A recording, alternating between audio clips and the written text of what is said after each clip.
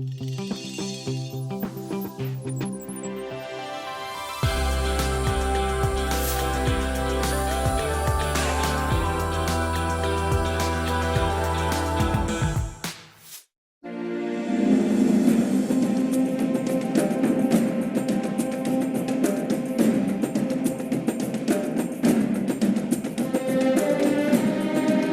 lives are defined by our values. But what is the most valuable thing we have? At B. Brown, we believe it's human life. And that's why around 50,000 experts from B. Brown work every day in 60 countries on every continent to protect people's lives.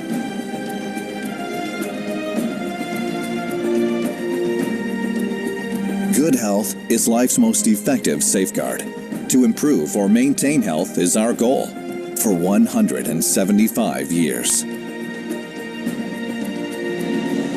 With every product that leaves our company, we deliver the promise to share our knowledge in the field of healthcare in a constant dialogue with our customers and partners. This mutual effort results in uncompromising quality in order to preserve and improve the health of patients. B. Brown, sharing expertise. Hi guys, my name is Lou Bonnevie and I'm here to dedicate a special song for the Filipino Nurses Association and of course for your celebration of the Filipino Nurses Week, International Week. And not just for you guys, for all the nurses in the whole wide world, because we salute you guys for your selfless dedication, for your, for helping us out, for your strength, for your generosity. So that's all that I can do is sing a song for you, and I hope you'll all be inspired.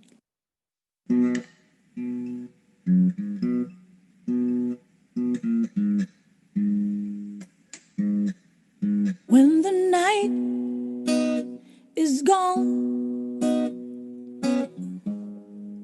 and the land is dark and the moon is the only light you see,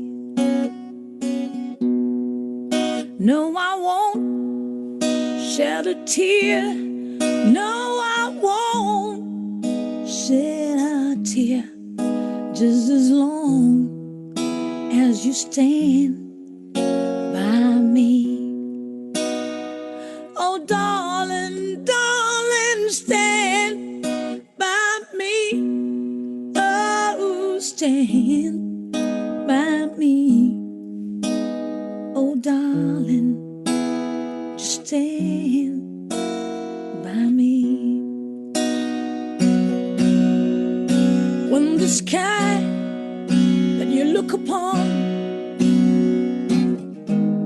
must crumble and fall, and the mountain would tumble to the sea, no, I won't be afraid. No, I won't be afraid, just as long as you stand by me. Oh, darling, darling, stand by me. Oh, stand by me. Oh, darling, stand by me. Whenever you're in trouble, won't you stand by me? Stand by me. Thank you. Thank you for standing by me. When the night is gone and the land is dark and the moon is the only light you see, no, I won't be afraid. No, I won't be afraid, just as long as you stand by me. So darling, darling, stand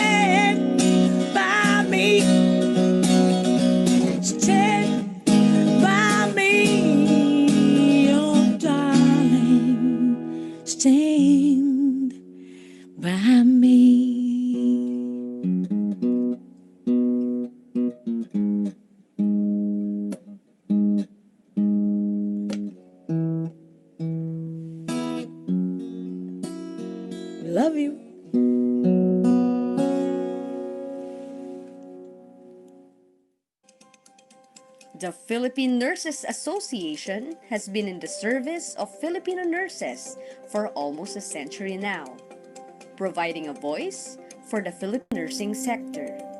Founded as the Filipino Nurses Association, September 2, 1922, by a group of nurses led by Anastasia Hirontupas, the PNA is the lead organization that advances the welfare and development of globally competitive Filipino nurses.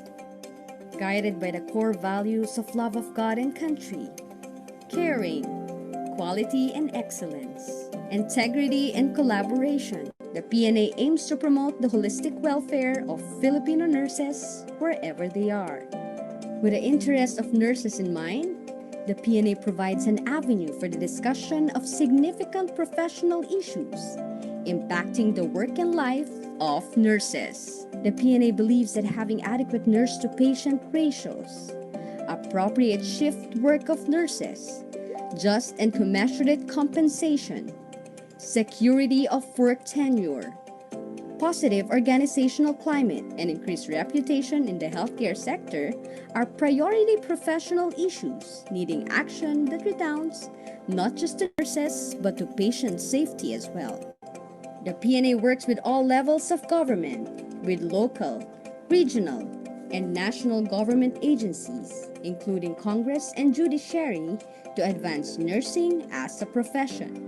The influence of PNA is essential for the passage of significant legislation that have impact to nurses, the nursing profession, and the patients they serve.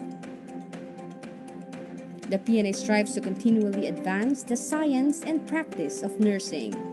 All year round, the PNA conducts continuing professional development seminars to support in building capacities of Filipino nurses. The Philippine Journal of Nursing, the official publication of PNA, now was Scopus Indexed, and Western Pacific Region Index Medicus, a reputable international journal, has a rich collection of peer-reviewed articles.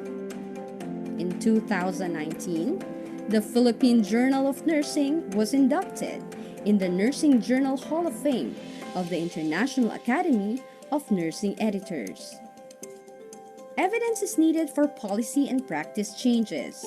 PNA conducts research on nurses' welfare, with the results informing policy and practice reforms. National conventions and international nursing conferences are held not only to gather nurses all over the Philippines, but to build a stronger community of nurses towards excellence and professionalism. The PNA is every nurse's home. With over 90 chapters in the Philippines and 15 chapters abroad, the PNA caters to every Filipino nurse, wherever they are in the world. The PNA is the nurses' unified voice. The PNA stands up when our Filipino nurses are treated unjustly and represent them in their fight against any form of abuse and unfair treatment. We can, and we will make nurses' voices even louder. Nurses will have more influence and bargaining ability and will less likely to be ignored. We will make sure that we will get represented in the highest levels of government and decision making. With strong resolve and working together, nurses can make a difference. Visit our website at www.pna-ph.org and sign up as a member today. As a member, you are entitled to the following benefits: consultation on socio-economic welfare and political rights of nurses. The PNA Legal Counsel is available for schedule of consultations and referral to technical legal advice on administrative and labor cases whenever necessary. The PNA members have the access to continuing professional development opportunities with discounts and PNA reading room materials and information, as well as discounted rates in availing PNA dormitory. PNA members have access to the Philippine Journal of Nursing and mutual aid benefits. PNA may give recommendations for local and international grants and postgraduate studies. Individually, nurses already make a difference to their patients' and clients' life. Join PNA, and collectively, we will make a bigger impact for all nurses, their families, their patients and clients, and the society. Together, we will raise the profile of Filipino nurses.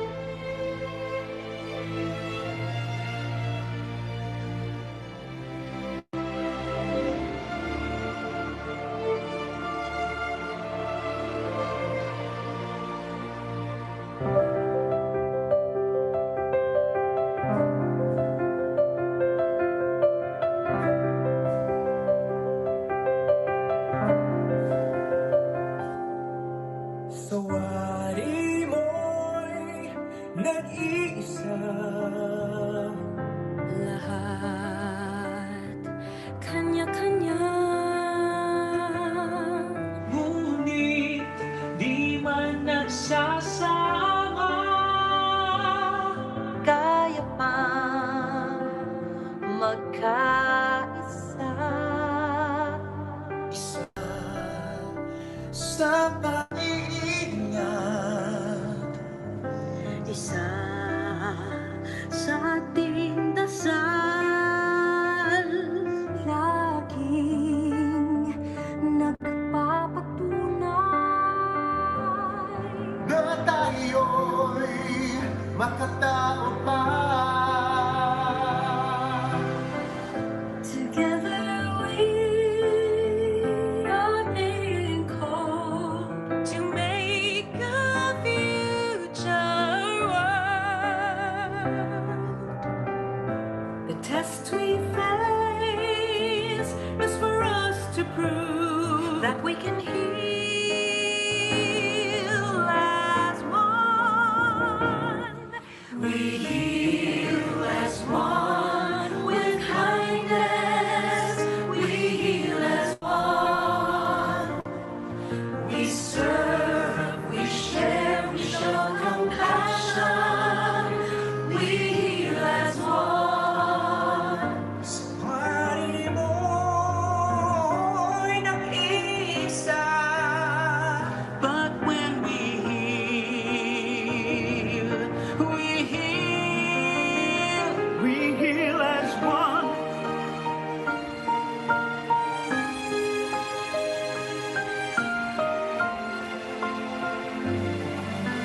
Isa sa pag-iingat, isa sa ating dasal. Lahing nagpapatunay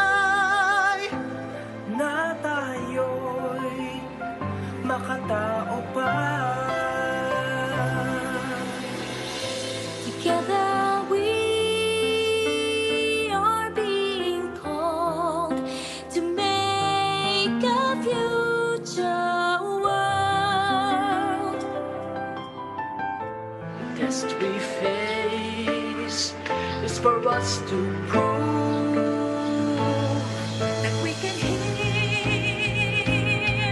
as one. is when we heal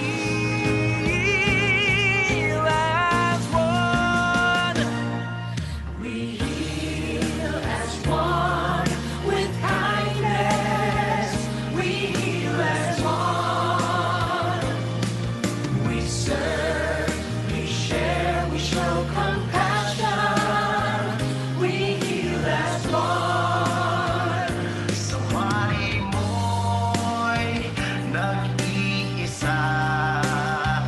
But when we heal, we heal, we heal as one. With kindness, we heal as one. We serve, we share, we show compassion. We heal as one. Saway mo'y nag-iisa. But when we heal, we heal. Yes, we will heal. We heal. Yes, we can heal. We heal. We heal as one. We heal as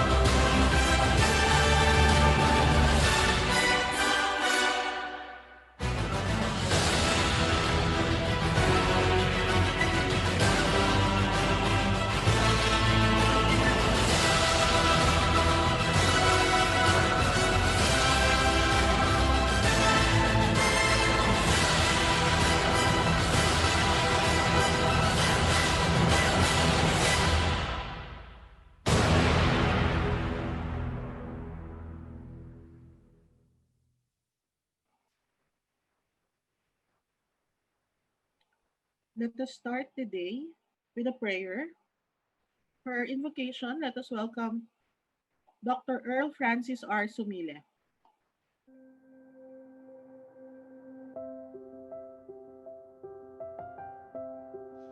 Almighty God, our Creator, we adore you and praise you. We thank you for your endless mercy and love for us all. Today, we are gathered as one community of professionals whom you have called to serve, to partake of your knowledge and your wisdom. We ask you to bless our assembly with your Spirit. Move us to use our learnings to help those in need and to work for social justice. Unite us in truth that we may lead others to seek you in all things. To your hands, we entrust our future, our lives, our families and communities. We beg for your aid, especially for our brothers and sisters who have been severely affected by calamities. Through your power, may this pandemic end soon. Restore, O Lord, our nation with your peace and remind us always to be faithful stewards of your creation. Bless, O merciful God, all nurses and the Philippine Nurses Association, that we may all continue to live the mission you have entrusted to us. Hear us, O loving God, and help us engage all stakeholders for the welfare of our colleagues, for just remuneration, better working conditions, for safe delivery of health care for all. Amen. Okay, good morning, ladies and gentlemen, and welcome to PNA Zone 1 Manila Chapter's 40th Annual Convention and Scientific Meeting with the theme Filipino Nurses Working Together in Nursing the World to Health. Today is November 28, 2020, and we will have our scientific meeting from 8 a.m. to 12 noon. I hope you will be with us for the rest of this morning. Reminders to everyone, please fill out the evaluation form after the webinar. The link will be provided at the end of the webinar. And we have applied CPD units for this webinar. Please see our Facebook page of PNA Zone 1 for updates. Your certificates will be issued 3 working days after the convention via email. Please ensure you have written the correct email and you have written your name correctly, the way it should be placed in the certificates. Also, a reminder that the election for PNA NCR Zone 1 is still ongoing. You can vote until 10 a.m. Please exercise your right to vote. Okay? Election until 10 a.m. only. Next, let us move on to our reminders. Kindly mute your microphone to help keep background noise to a minimum. Please show respect. No, practice netiquette. Listen, be careful, and be considerate. Also, be mindful of any background noise to limit distractions because we have a very engaging day today. Use the chat box if you want to greet and make comments. And you can also use our Q&A box if you want to ask questions to our panelists. Okay, so to start off our morning, we will have a panel discussion on promoting the welfare of Filipino nurses amidst the COVID-19 pandemic and beyond. I will now give the floor to our moderator, Dr. Gilmore G. Solidum, Board of Director, PNA Zone 1 Manila Chapter. Good morning, everyone. I should have said great morning, everyone. It's not enough that we say good morning. Somebody's Good morning, Sir Gilmore. yes, great morning to everyone. Okay. I was moved by the We Heal as One music video a while back. You know, I'm from Pamantasan ng lungsod ng Maynila, and because of this pandemic, we are all in uncharted waters. All aspects of our life has been affected, and in the at PLM, we always say we not only heal as one, but we also learn as one. Okay, and yes, we heal as one. As a community of nursing professionals, we care as one. We nurse the world to health, and yes, we are the contemporary or today's humanities heroes. Do you agree with me? Wala akong naririnig na sagot. Suicide question ba yon? Okay? We are today's humanities heroes. So good morning, humanity heroes. Yan ang bago kong tawag sa inyo. Okay? As always, crisis breeds innovation. And we have seen that in today's healthcare delivery landscape. There are so many innovations. We have seen how ordinary nurses have become these generations. I say these generations heroes, particularly because we don't want the next generation to have this thing again. but the well-being of healthcare workers are of paramount importance, especially in this time when the world is basically dependent and counting so much on healthcare workers. Our scientific session this morning is very well titled Promoting the Welfare of Filipino Nurses. I don't want to say amidst the, but in the time of COVID pandemic and beyond. For yes, looking after the welfare of Filipino nurses, and not just Filipino nurses, but nurses all over the world for that matter. Okay? Sabi nga ni Pia words back, the universe rather, okay, should go beyond this pandemic. Crisis or no crisis, nurses should have an environment that provides comfort, ensures safety, and nurtures the nurse holistically. So, today we are very fortunate to have very distinguished panel members to be with us. I told them a while back that it is my privilege and my honor to be in the league with such distinguished nursing leaders to discuss with us something like quality workplace for quality care. You know, I've always believed that for nurses to really nurse the world, nurses should also be nursed. Okay? So we will have four discussions for that, okay? For panel for very distinguished panelists discussing with us um healthy work environment, the positive workplace or positive environment in an academic setting, how to infuse, I think this is very important nowadays, how to infuse joy in the healthcare practice, okay, and how to battle social injustices, okay. So I will be introducing them as they would be speaking. To start out, let's hit the ground with the current vice president for the directorate for the nursing service directorate of Manila Doctors Hospital. He is a holder of a Bachelor's of Science degree in nursing, Master of Arts in Nursing, and Doctorate in Education degrees from various universities.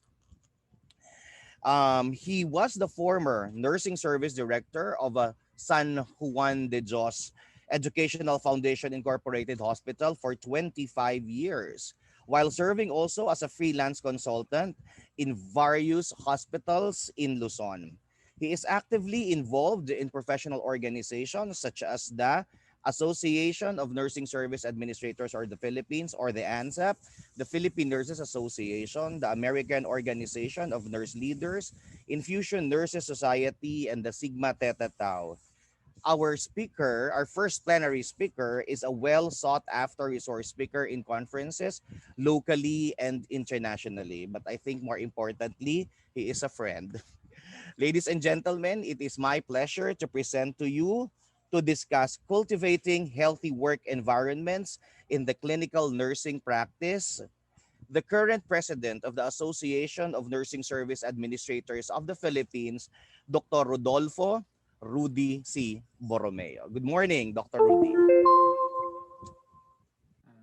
Cannot share yet, Gilmore, because naka-stop yung sharing. Can you? Okay, there you are. Thank you, friend, for the generous introduction. First, I would like to say good morning to everyone. Thank you for inviting me over. And I was given the task to share to you how we cultivated uh, positive practice environment in our clinical setup. So I'll be sharing a lot of information and experiences from the time we experienced COVID, and really, it's really devastating on our part. We really have to be moved by a lot of things, and we were really challenged because this is one thing that really pushed us towards the wall. But nevertheless, we were able to survive, I should say, because we responded based on the programs that we have implemented. And later on, we were able to cultivate, no, based on the challenges that we encountered. Let me just share to you my objectives. We will be describing, or I'll be describing the challenges I encountered in really preserving the healthy work environment at Manila Doctors Hospital, and share to you some initiatives that we have implemented as nurse leaders to address the current situation. And hopefully that will I'll be able to integrate experiences through the cultivation of healthy work environment. So most common that we encounter, you may love your job, including the patient, but why do you feel anxious about your work right now? Probably exhaustion and drain. These are the common, being encountered and experienced by our nurses. But we have to consider to maintain the positive practice environment, because this is the desired outlook of nursing work environment that we want to have. But we were stormed by COVID-19 pandemic. So on top of everything, we still have to embrace the reality, even if it burns. These are the complications. These are the uncertainties. We do not know what will happen even beyond. But even we have already the vaccine for the virus, still we are at a loss. No, there were promising vaccines are being introduced right now, but I just learned yesterday that they haven't established yet the side effects of the virus. They may look at the 90 to 94% effectiveness, but up till this time, they haven't really established the efficacy of the vaccine. But of course, they are introducing three vaccines coming from different places. No, it also increased uncertainties among the rights of every individual, especially in the states. They are really fighting for their rights, and also there's another group that fights also for their right to be protected. According to Bill Gates, just to share to you, the fact that there was no catastrophic pandemic in recent history doesn't mean that there won't be another one. And we are certainly not prepared for the next pandemic. What are the challenges we encountered at Manila Doctors Hospital? Of course, shortages of PPEs, uncertainty of its indication, isolation from family and other support system, fears of transmitting the virus to the family, rapidly expanding workload due to the increased number of cases. Yes, we encountered depletion of workforce and incidences of hostility and aggression because they are very tired. They do not know what to do anymore. And we were really bugged by a lot of complaints from the nurses. And of course, they are also anxious about the lack of effective treatment. We have recalibrated our infection control practices and our protocol, and of course absenteeism that added on to our direct cost. Places the absent workers, they lost a lot of productivity. It increases sick leave with pay and benefits.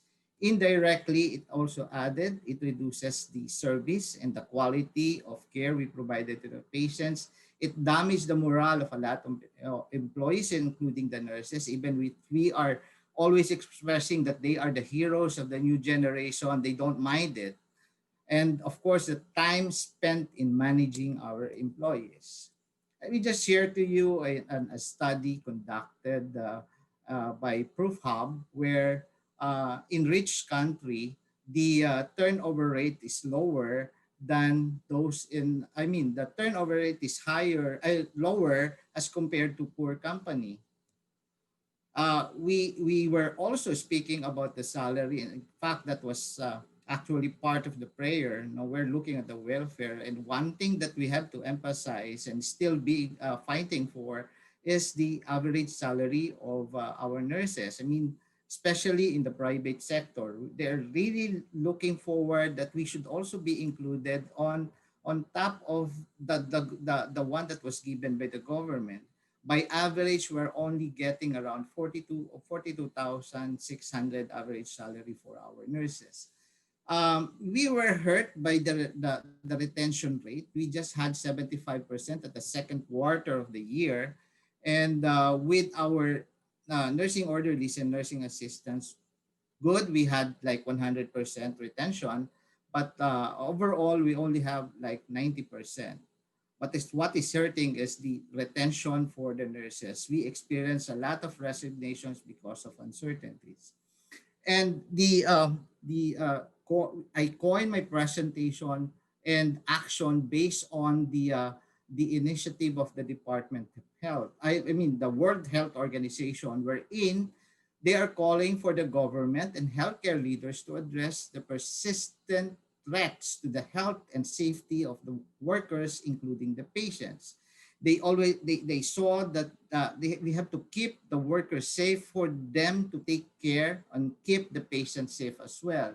Let me just quote from Dr. Tedros, wherein he said, quote, "The COVID-19 pandemic has reminded all of us of the vital role of healthcare workers play to relieve suffering and save lives. That's why they have identified the 5 steps to improve the healthcare worker safety and patient safety. We tried establishing the synergies. We develop and implement national programs in relation to what our government has created, the IATF, and protect health workers from violence in the workplace, improve mental health and psychological well-being. Let's also protect the health workers from physical and any biological hazards. Let's try to look at the 5 steps and see how we responded on the call of the World Health Organization. The first step was we established the synergy between the health workers' safety and patient safety policies and strategies. We tried looking at how we can interlink all these uh, uh, uh, parameters and variables in order for us to work effectively responding to the virus. So this is the framework, no, which was implemented in order to respond. We want to look at the synergy on how we can maintain health workers' safety and patient safety through the policies that we have implemented and the strategies also that we have created. But it doesn't end there. We have to look at how we can effectively measure integrating metrics and indicators to see the quality improvement and of course the sustenance of our infection control programs. We had huddles, we had interdisciplinary collaboration, we improved our training program. We responded to the call of our needs as far as psychosocial wellness. And we have also looked at developing new modules in order to respond to the first step. Let's go to the second step. We develop and implement national programs for occupational health and safety of the health workers. This is an intersectoral collaboration initiated by our government. And this is the one that was created, the Interagency Task Force or the IATF, which is the prototype program and standards that we are following in all hospitals in the Philippines. Anything that violates these standards, we will be held liable. This is by virtue of the Executive Order 168 and series of 2014. Now, in preparing our healthcare system to the new normal, Manila doctors were very strict about wearing of masks, sanitation, temperature checks, shoe bath sanitation, and the like. Anyone who was found out with 37.5 degrees Celsius and feels sick has to go to the emergency room for screening and clearance. And this is just data comparing really the number of our healthcare workers who incurred COVID virus. We were at peak. No, we started the peak at last April, then a peak in July, and the highest was in August. And come to think of it, we have implemented and carried out all the programs as far as the new normal is concerned, and we have zeroed in last month, or this month, I should say. And these are the distribution, even the nursing service. We had one who acquired a COVID virus, but we picked in the operating room, which got the highest with 34. And let's go to number three. Let's protect our health workers from violence in the workplace. Though we did not have any physical violence, but more on emotional and mental violence. That's why we maintained our program on preserving the just culture or the no blame culture. We have to always sit down and see how we can better improve the system. We should not be pointing fingers to others because the remaining fingers are pointed at us. So that's really the principle that we are following. We have to sit down, we have to collaborate, we have to listen, and we have to communicate a lot. And we were very lenient on infraction, especially for tardiness and unauthorized absences. We do understand that situation that our nurses and other healthcare workers are encountering. Let's go to number four. We improve mental health and psychological well-being. It provided access to the mental well-being social support system provided to our health workers. We initiated, we knew that there was a problem, we knew that there were rantings in the Facebook. What we did not react on it. What we did is we tried to look at where they're coming from by assessing their psychosocial well-being. We had around 430 participants, and we were mindful that they are coping in all the items and indicators, but they were really occasionally venting their emotions and really do humor or share humors to everyone because they were really very serious and they were afraid, and you can really feel their anxiety during the first quarter of the pandemic.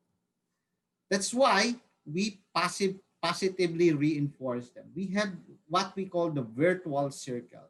What does the virtual circle mean? It is one way of processing our employees, especially our nurses who are considered in the front line of the battle, by coming up with three specific initiatives in processing.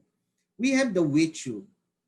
We present in the WeTube the strategies we present. They present video clips, and in the video clips you have to look and share what you have experienced and try to attach it and see what you can express on and in response to the video clip. And another thing, we have the TikTok. They will try to look at they will be sharing of pictures, and they have to pick the picture and say something about it and connect it to what they are experiencing right now. And in order for the YouTube and TikTok to really be recognized as important information coming from our nurses, we do the Dawn and Marsha processing. The Dawn and Marsha, they are the ones who process them and try guiding them in terms of negative feelings that they are having. Really, they were really mindful, and we are conducting this regularly, and like this is done like once a month aside from the nursing hour that we are providing. And it really helped a lot because we were able to reduce the complaints, we were able to reduce the online rantings, and in that manner we have improved tremendously and bring them back to their original motivation and enthusiasm to work. On top of it, we have also provided them with vitamins and food. And we, on top of the thing that I was sharing on a virtual circle, the HR also provide the Haraya coaching and TikTok session. And also, we were very consistent about reminding them that they have to respond to the online questionnaire to keep track on the health status. Let me just share Marilyn Sattle's phrase, wherein people who work in an environment where doing their best is recognized have better chance of feeling good about their work. That is why we responded by having our Hero of the Month. And the Hero of the Month recognizes people who have contributed this in the battle. So we call them heroes, we appreciate them. And these were the heroes honoring the living assets of Manila doctors. And we are also very active about sharing our stories to our online newsletter. On top of it, this study was also shared and was accepted by the Institute of Health Improvement, no? And they accepted our study, and we have submitted also our abstract for the Sigma Theta Tau. And the fifth one is, how are we going to protect our workers from physical and biological hazards? So we are very responsive about our PPEs. We provided them with PPEs that they need. We ensured adequate distribution of PPE. Though in the first few months, it was very challenging, but we were able to respond, no, positively with regards to the adequacy of PPE, and we trained them on how to use the PPE, and we created on top of the PPE donning, doffing, we have created a lot of modules to respond to the new standards of the new normal. So these are what we have created. We leveled the PPEs. We created modules, especially the rapid sequence intubation and many others. And these are our team, no, responding collaboratively. We created simulated procedures for our training, and nursing hour is done every 2 weeks, responding to all the training needs of our staff. We provided them with shower rooms, shuttle services, high-risk allowance, provision for all air exchanges, and e-carts, and all the space stations around to limit them from getting in the patient's room, and all the necessary parameters, equipments, materials needed to make our patients safe and our employees safe as well. Now, on top of what we have initiated, we had several leadership training, and we invited the speakers from Mercy Medical Center in the person of Dr. Stacy Trotman, who provided us their best practice on creating a culture of nurse retention. And on top of this, we initiated also an EBP on how to manage and the best retention strategy for our nurses, and hopefully that we can improve this, and this is for implementation after we have submitted this for the approval of our senior management team. In reality, the threat remains. No? Even if we have the vaccine, still the threat remains. We're even looking at how we can be resilient. Resiliency means, according to Colho, life has many ways of testing a person's will, either by having nothing happen at all or by having everything happen all at once. And that's what happened to us. And we maintained with our serious implementation of our strategy map. But Manila Doctors Nursing Service Strategy Map points around harmonizing relationship, and we talk about cultivating workplace environment, and we really have to manage our talents at its finest. And this is what we are doing. We extended the new modules that we have created to our partner school and our sister school, which is Manila Doctors College of Nursing. And we have also provided talk at Cebu South Medical Center last August 12. And we continuously collaborate with our school because right now they are not allowed to go to the hospital. So we have to provide the necessary modules and webinars to them. And we have exercised looking at creating a framework also for them. That's an extension of our help too, because sooner or later these students will become our nurses. So we really have to do something. We really have to work collaboratively. And we created the STAR program. And this is a residency program for our future nurses coming from our affiliating schools. And on top of the STAR, we have the DREAM. And the DREAM provides mentoring initiatives for our student nurses because we wanted them to have a lifelong experience with Manila Doctors Hospital. And let me just share to you the last few slides. So in order for us to maintain healthy work environment with optimizing patient outcomes and clinical experience, we have to always be consistent with communication, authentic leadership with my team, meaningful uh, recognition, which we are providing, appropriate staffing, and effective decision making and collaboration. Uh, Ralph Nader shared that there's no better policy in a society than pursuing a health and safety of its people. As a nurse practitioner, you will never feel truly satisfied by work until you are satisfied by life. So we are nurses, we have a lot of things and we a lot of things ahead of us, especially this time during pandemic, but we have to be resilient and have a balance. We really have to put our acts together before it's too late. We have to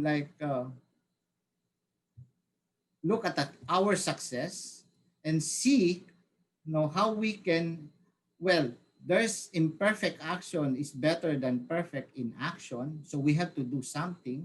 Success consists of going from failure to failure without losing your enthusiasm. That's really the power of resiliency. A few takeaways in cultivating health work environment. We have to be observant and learn how the organization works as far as activities is concerned, each programs in responding to the pandemic. We have to be open and friendly with co-workers. Let's treat all workers with respect and consideration, including the support staff, active collaboration and teamwork. Take part in office social activities, even through webinar. It means a lot to them, especially when they see leaders who are ready to listen to what they are having right now. This is my references, and thank you very much for listening.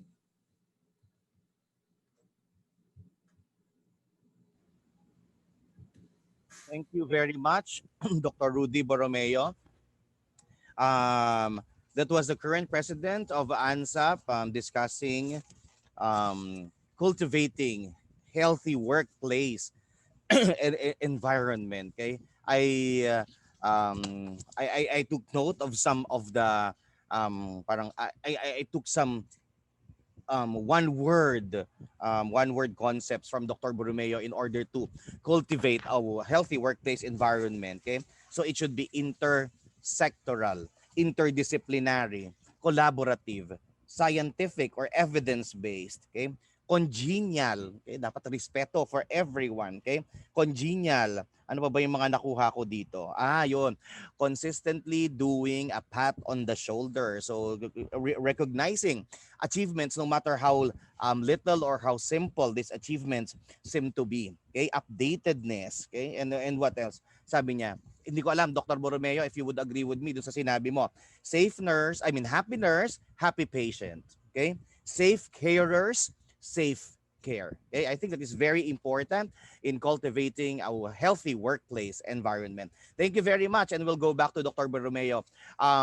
Everyone, if you have questions, you can actually drop your questions in the question and answer box, and I will relay that to Dr. Borromeo, so Dr. Borromeo could give us further insight on how to cultivate a healthy environment in the workplace. So again, thank you very much, Dr. Borromeo. We'll now proceed to our second panelist. Our second panelist will discuss with us positive workplace environment in the academic setting. Okay, that's very important. Okay, Dr. Borromeo said that they are collaborating, working closely with their sister school. Okay, and the new landscape in education. Okay, buti na lang wala pang cyber hospital okay, pero meron ng mga cyber universities. Okay, so we'll have nurturing positive practice environment in nursing academic settings, and to share her insights with with us on that would be the dean of the College of Nursing and the concurrent officer in charge of the academic affairs of Chinese General Hospital Colleges. Prior to joining the academe, she worked as a pediatric cardiology nurse at the Philippine Heart Center. She obtained her Bachelor of Science in Nursing degree, magna cum laude. She pursued her graduate studies and earned Master of Arts in Nursing and Doctors of Philosophy in Nursing. She's a member of the Philippine Nurses Association and the Association of Deans of Philippine Colleges of Nursing. She is also a recipient of several recognitions and awards. Her areas of research include adult health nursing and nursing research. Her publication includes perioperative teaching of patients undergoing coronary artery bypass surgery and relational practice in the academe. Friends, again, to discuss with us how to nurture positive practice environment in the academic setting, I introduce and I present to you the Dean of the Chinese General Hospital Colleges, Dean Dr. Iris Chua So. Good morning, Dr. So. Good morning, Dr. Solidum. Allow me to share my screen.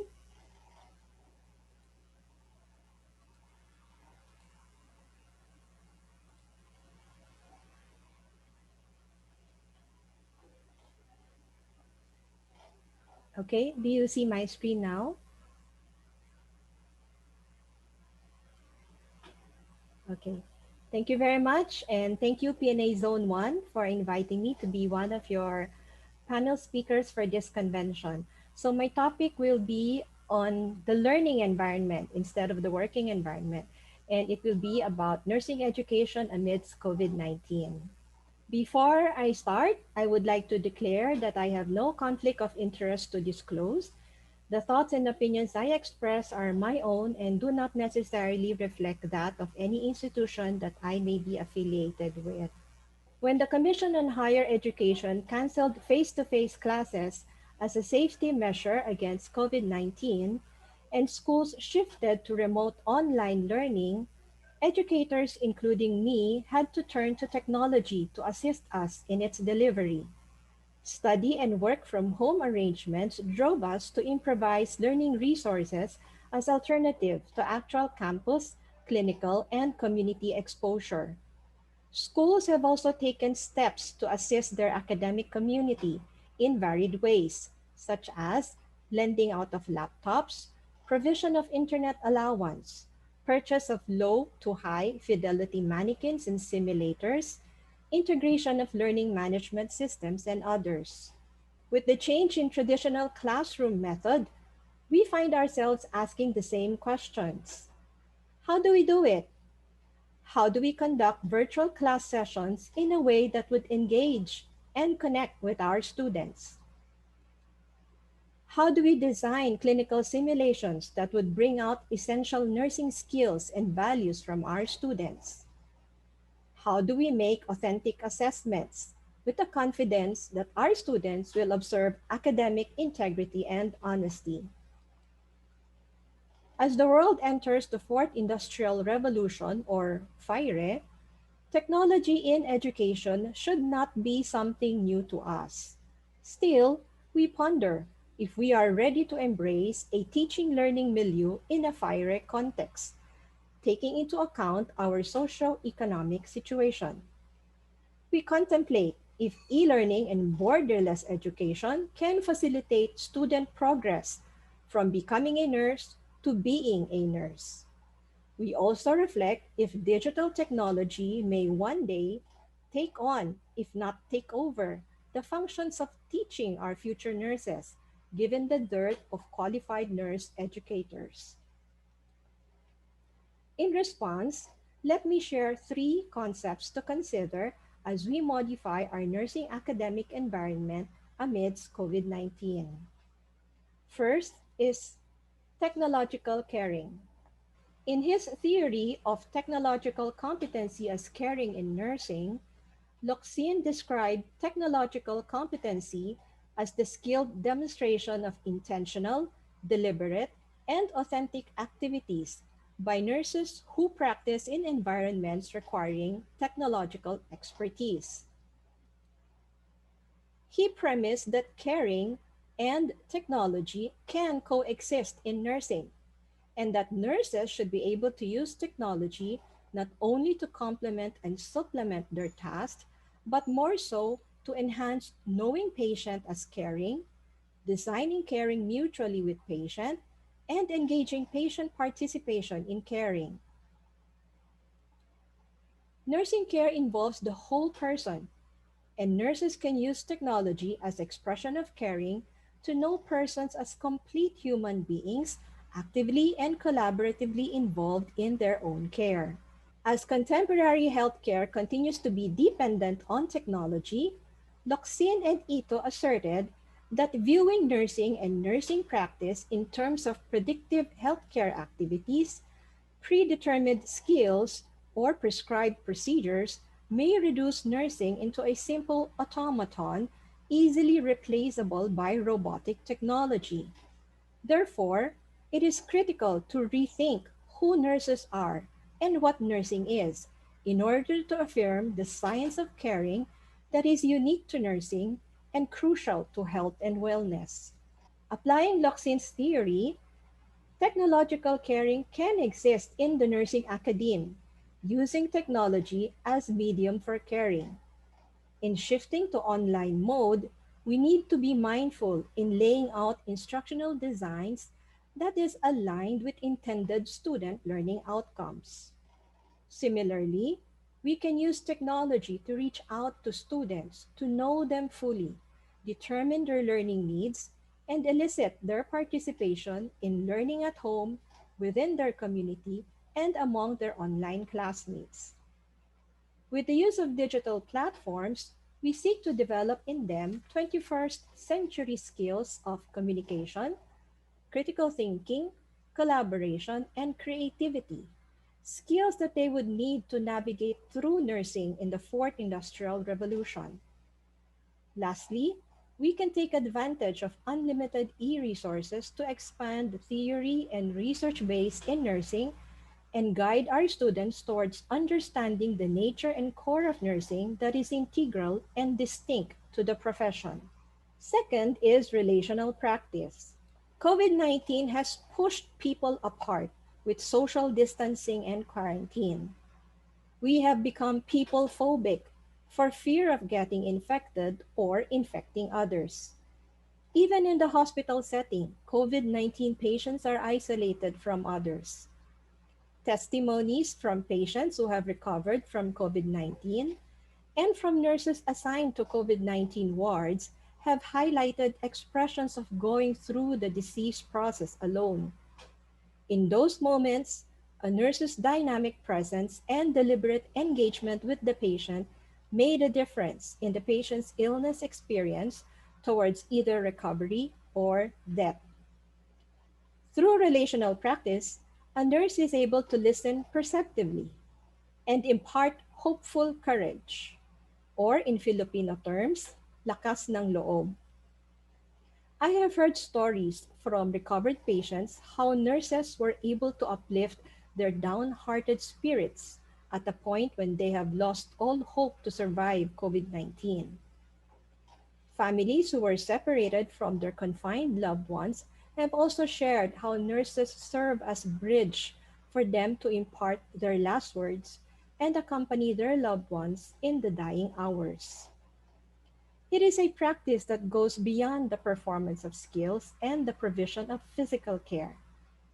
It is an encounter that patients remember most about nursing.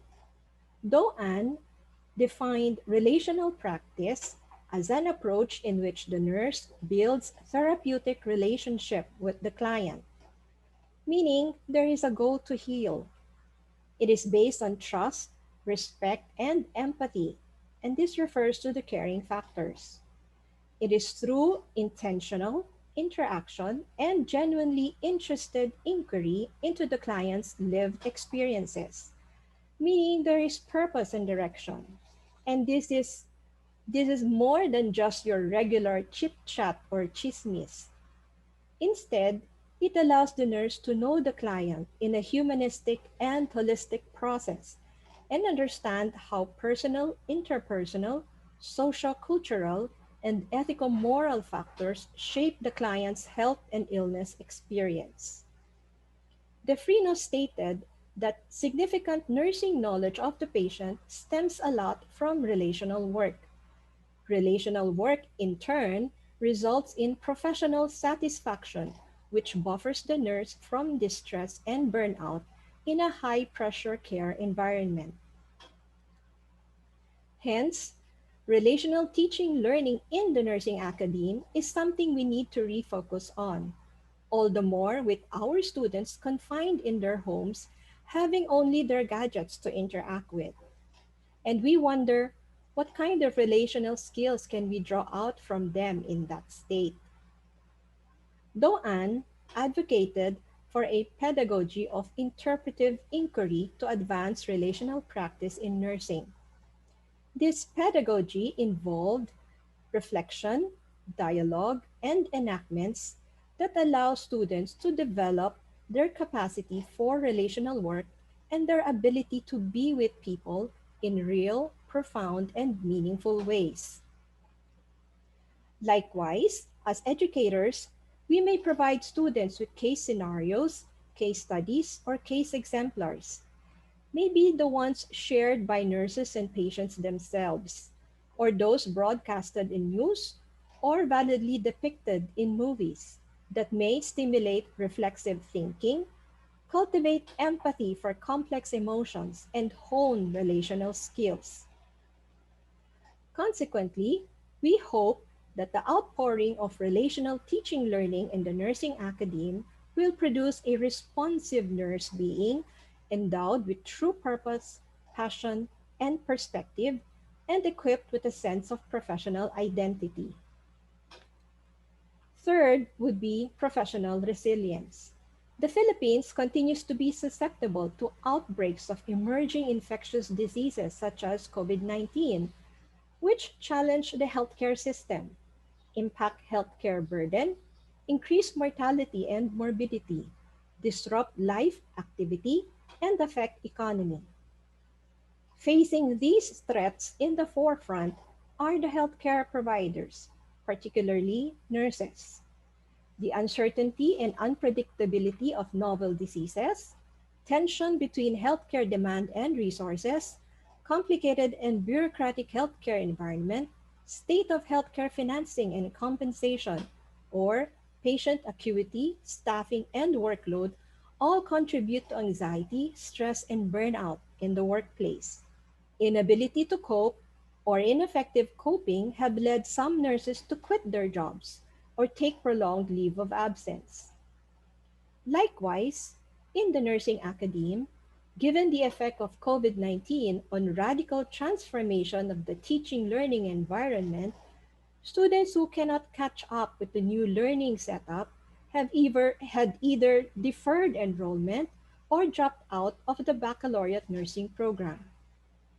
Even educators are not spared from being overwhelmed with adapting to a new teaching modality in a short span of time. Through these challenges, the concept of resilience often stands out. Resilience is important in nursing education for nurses to succeed in the program. It is associated with perseverance, determination, hope, optimism, assertiveness, empowerment, and adaptability. It is viewed either as a personal capacity or a process of using protective factors to withstand challenges or overcome adversities. These protective factors include personal attributes, self efficacy, availability of resources, and supportive relationships. Enhancing resilience in students equips them to handle stressors inherent in future professional nursing practice. Resilience is linked with the potential to turn demanding situations into learning opportunities. It is related with the ability to respond appropriately and recover from difficult circumstances. Building student resilience is foundation to professional resilience and career longevity in nursing.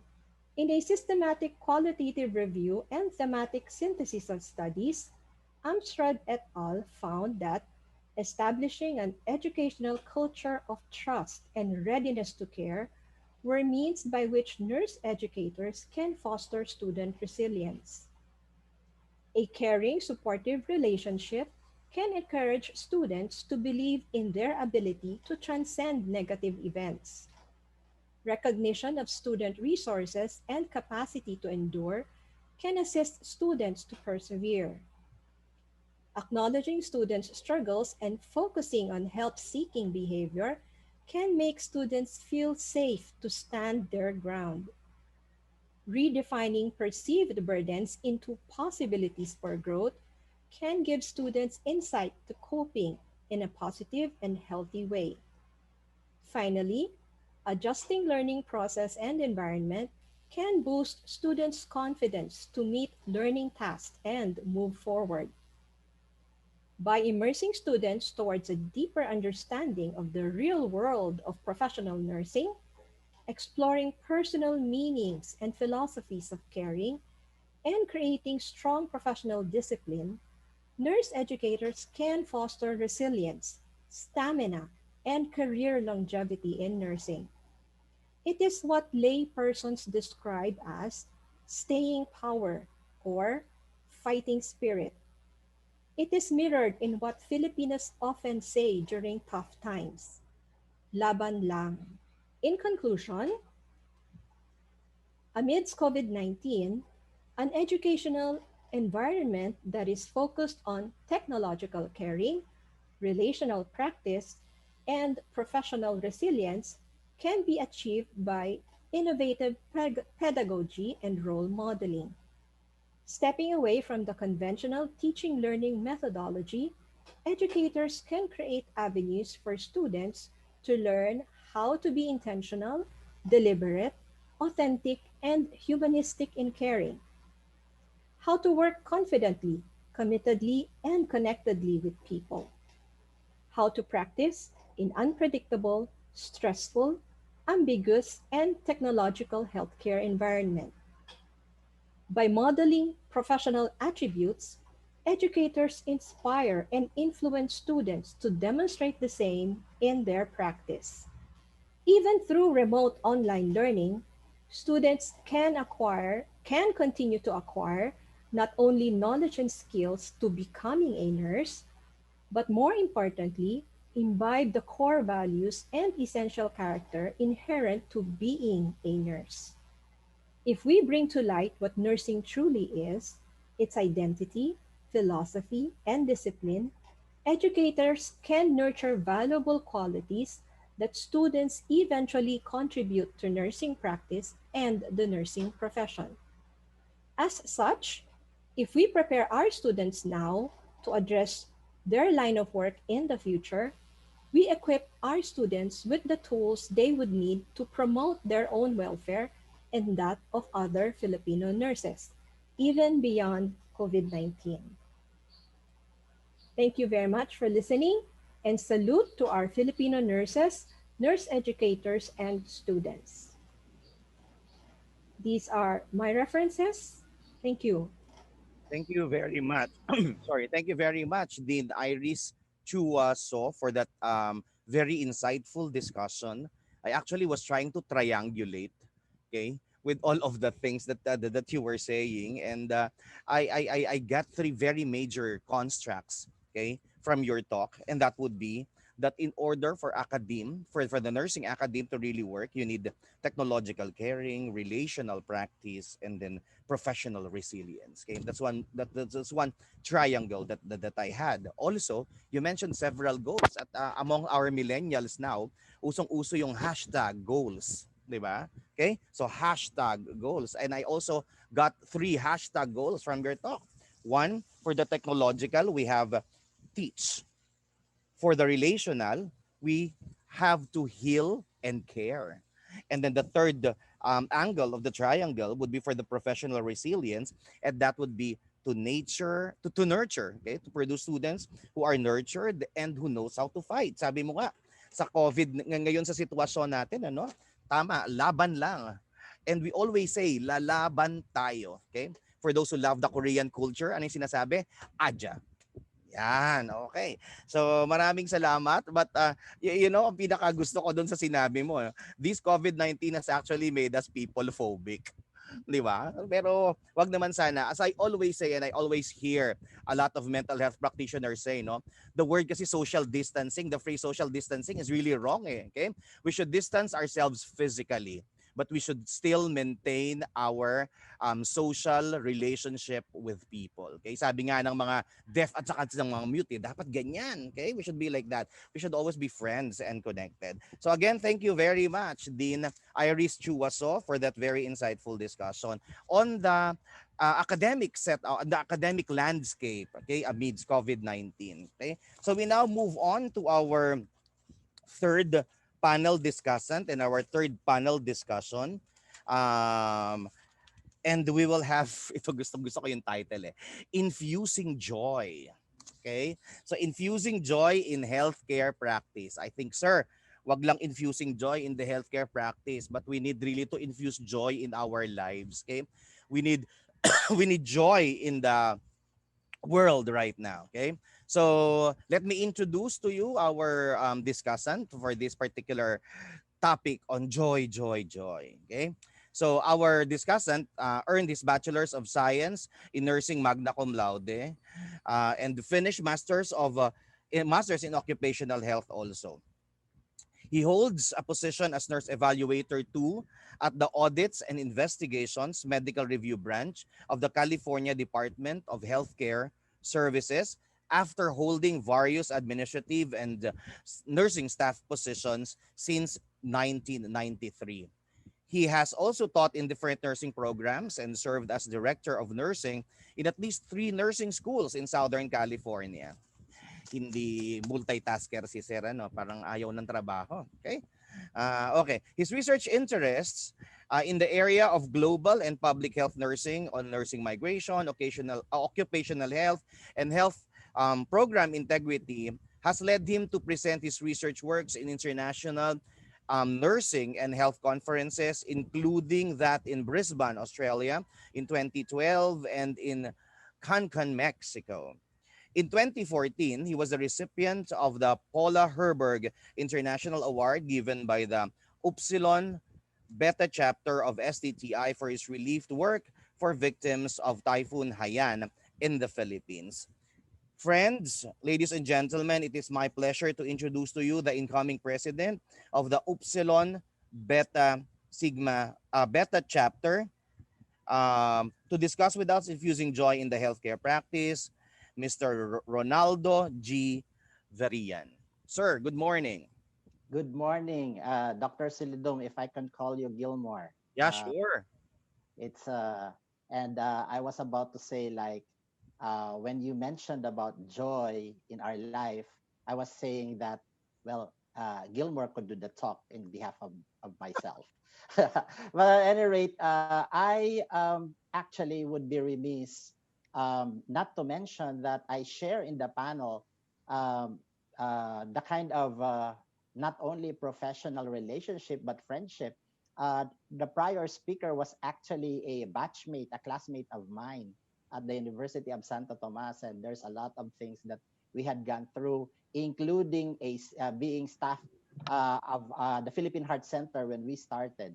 And so the person after me, and in due prudence to in due indulgence, I mean to Dr. Borromeo, I'm trying to segue here some of the interesting things that I'll talk about in infusing joy because it's about relationships. And the person after me, Dr. Jane Neri, is also a colleague of mine at the University of Santo Tomas Nursing International Association International in the United States. So I'm pretty excited to have all. And besides that, I also see Dr. Teresita Barcelo, a person who I look at the College of Nursing, and another person, my mentor as well, Mrs. Elizabeth Cortez, who is with the attendees today. So I am actually putting this together as a product of what I had experienced. I must admit as well to everyone before I begin that I completed at least 12 years of my primary experience in the Philippines before moving to the United States. So I have the mix of both the Philippines and, of course, the United States, and my experiences abroad, but at the same time recognizing that I am also and will be a Filipino nurse. So let's begin. If I can have the first slide, please. Yeah. So with this, same as with the other speakers. So the opinions and the viewpoints that I have are personally mine. And of course, there are tremendous selections of themes that I wanted to infuse here.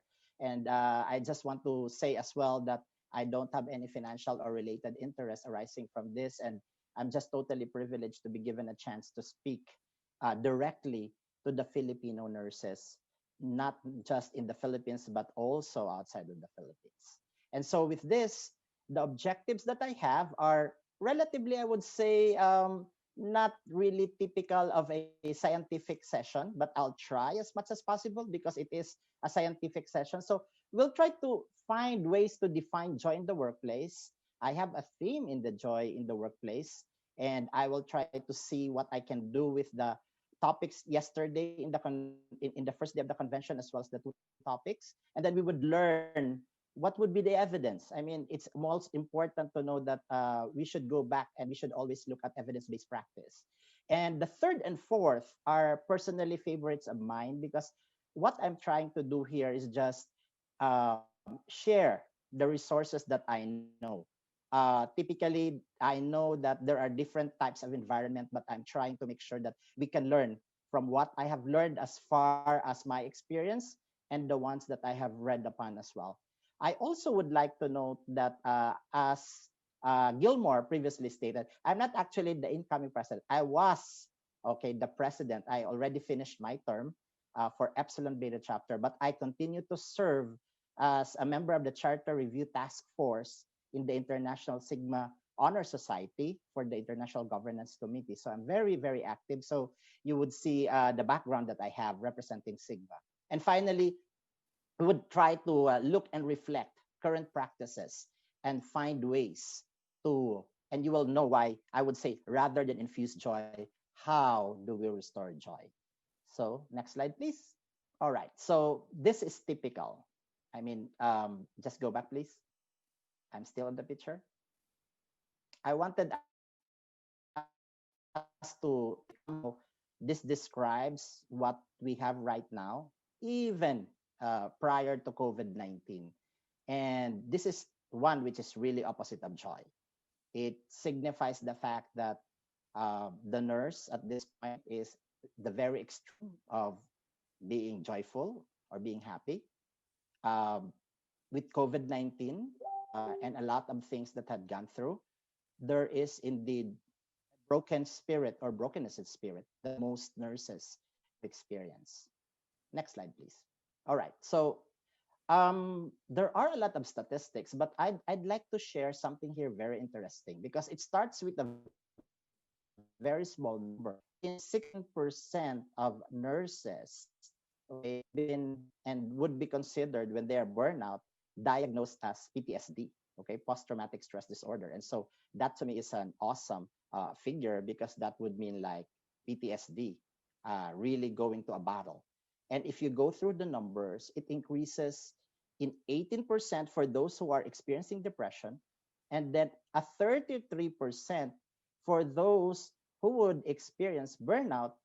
And with that number, the highest after all these experiences, with the same respondents, 50% are actually trying to leave the profession entirely.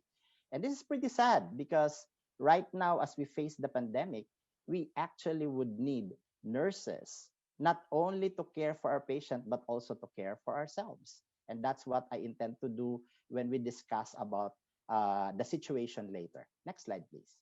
So we'll try to look at first the Western world and how burnout was originally coined. That means how this started. And it was the Maslow burnout inventory in 1981 that had three dimensions. And the three dimensions are important because this actually is a good area for definition of burnout. And if you look at the first one, it says emotional exhaustion. So we're not talking about physical. This is emotional exhaustion. The second one is depersonalization. And for those who are still looking at mental health, we know for a fact that if I'm not mistaken, for those who have like expertise, this is a mental mechanism. And it is really daunting one who would be depersonalized by performing a nursing job. And finally, there is the constant theme of low degree of personal accomplishment. Persons who really are burnout feel that amidst all the things that they have done, there's lesser accomplishment they have. So in 2019, I looked at a study about nursing engagement, and it showed me a very astounding number. Although it says that 14.4% of nurses are unengaged, and we talk about unengaged, you actually wouldn't put yourself up with the work that you do. It's just something that you do in routine. There's really nothing into it. You just do it for the sake of having your own salaries, and for the main fact also not engage in leadership in going through the motions of your nursing work. But with the same type of respondents, 41% of these unengaged respondents report feeling burnout. And so what does it tell you? It tells you that if you start to be disengaged, you actually run the risk of being burned out. Next slide, please. Now, I would be remiss if I'm not talking about the Philippines as well, because that was the Western world. What did I see? I found out that St. Luke's Medical Center Employees Association on May 2015 survey stated that in addition to little pay and no benefits, there's also the burden of unsafe nurse-patient ratio, 12-hour shifts, mental and physical burnout, unpaid overtime, bullying by management, and pressure to work overseas. Wow, a multitude of challenges. That's what a Filipino nurse, but I would say like this is nothing different probably in 2019 or 2020. And what caught my attention was a certain author actually wrote down that burnout is a form of a mental health problem among nurses in the Philippines.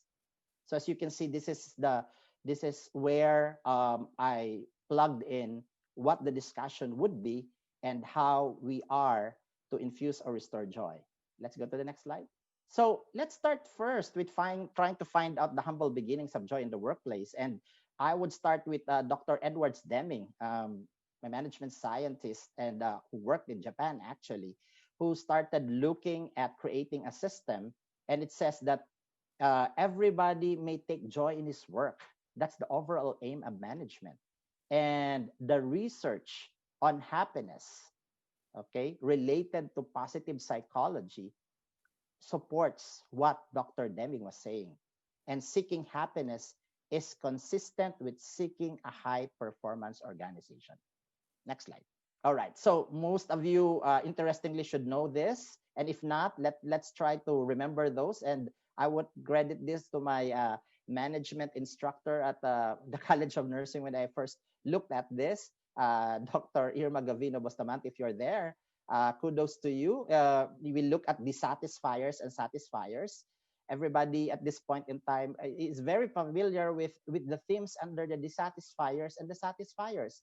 And the arrows just tell you that the dissatisfiers are the ones that if they are not given, actually the dissatisfaction would really be abundant in a person or in the employees. And on the other hand, the upper arrow tells you otherwise. So let's go to the next slide and try to see the entire theory.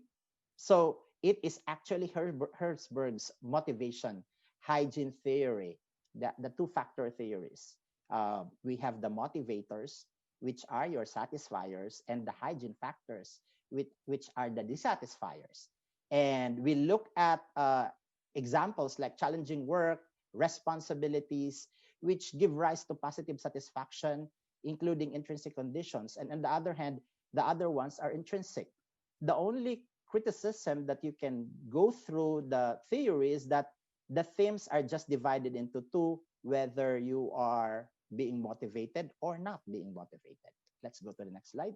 So what is the evidence? I've looked at literature. There's like a lot of them, but I'm focusing on four important themes here. The first one was by Zeren Tasnen in July 2016. a happiness at workplace, building a conceptual framework. In this study, he noted that, well, there is really what we call happiness and happiness at work. But what was not available in literature would be what would be the consequences. Okay. And the consequences were noting on the psychological aspect, not just the aspect on the physical side. So this was the study. On the other hand, Pero et al. Wrote the happy, productive working model and beyond, the patterns of well-being and performance at work. And this kind of study, the model was stating about what would be a very important thing to consider when we're looking at the well-being of the individual as an employee and what it will do to the performance of the job. And there's a model that was created by the authors. Next slide, please. I hope you can all hear me well. Pardon me if some voices, there's a, uh, hopefully I'm coming out clear. So the third study that I looked into was a narrative analysis of nurses' experience with meaning and joy in nursing practice. Well, the two studies were not related to nursing. Galoska et al. Actually was looking at the narrative analysis. So this was qualitative. This was trying to reach out. What were the themes that the nurses were saying about the meaning and joy in nursing practice? And I'll share that with you a little bit later. And finally, I was brought into the study by Tom Bartle, the nurse practitioner of November 2017, because he says, finding joy in the workplace, we all have a role to play. Okay, so that's certainly some answers to finding or infusing joy in the workplace. Let's go to the next slide. All right, so this is the definition that caught my attention because it encompasses everything about what we've learned so far. And the definition of joy in work is it is an intellectual, behavioral, and emotional commitment to meaningful and satisfying work. All right, keywords, meaningful and satisfying. And so, with that being said, what I will provide in the later stages and actually in the few slides that I'll have to focus on are some of the resources which you can use not just as nurse leaders, policymakers, but even as individuals, because as it said, we have a role to play in infusing joy in the workplace. Next slide. I draw attention to this proverb. It caught my attention because it's actually in the website of the organization that I'd like you to look into. And it's an Irish proverb. It says, when you come upon a wall, you throw your hat over it and then go get your hat. It means like when you hit a wall, don't keep climbing the wall, don't bang the wall, but instead find ways wherein your message or whatever it is can come across and try to get it in another way. Isn't it innovation? All right, let's go to the next. And what I was referring to was the Institute for Healthcare Improvement. You see, among all the literature that I have read into, I've always been drawn to the work of this institute, having been a student of occupational health in the University of the Philippines. And I've also encountered this during my practice in the United States as administrator and even until now. And this was way back in 1980 when a group of doctors led by Dr. Berwick looked at the healthcare system and there were problems. And the system was trying to go through and find ways that a system would be without errors, waste, delay, and unsustainable cost. And one of the most typical examples that they give is that if we were talking about interprofessional collaboration, which Dr. Yesterday Salvani spoke about, he was stating that we should learn from other professions. And this is what we have learned about something from aviation, that aviation, as you can see, amidst all the flights that you have, there are lesser accidents as compared to those in the land or in the sea. And their checklist system and the other systems that they have been used several times now in our system. And it started off with the medication. prescription and the way it is to be administered. And that's the reason why the IHI gives a lot of information about studies related to change in system. And so I like the part that it says that the IHI has the science and improvement. It looks at innovations, but more importantly, the most important resource, the people. Let's go to the next slide. So the work that I was talking about is the framework for improving joy in the workplace. And so Perlow and et al. Has found several themes, and there's a framework that I'd like you to see. We will not cover all over it because it takes like probably maybe 5 to 6 hours to discuss, but I'd like just to show you what a resource, a wonderful resource that can be used by every one of you. So let's go to the next slide. You can see a framework here, and the one that I'll point out is at the very middle because it's a wheel, right? The core says happy, healthy, productive people. And around it are 9 components. And those 9 components are vital for giving an individual and the entire system continue to being happy and productive. But as you can see also in the framework, if you can, you note down that within the core, you start first with the individual, and it goes up towards the core leaders and finally the senior leaders, which tells you that, you know, joy cannot be established in a certain workplace if it's only by 1 or 2 persons. So it's really something that we see as a systemic approach in infusing joy in the workplace. Next slide.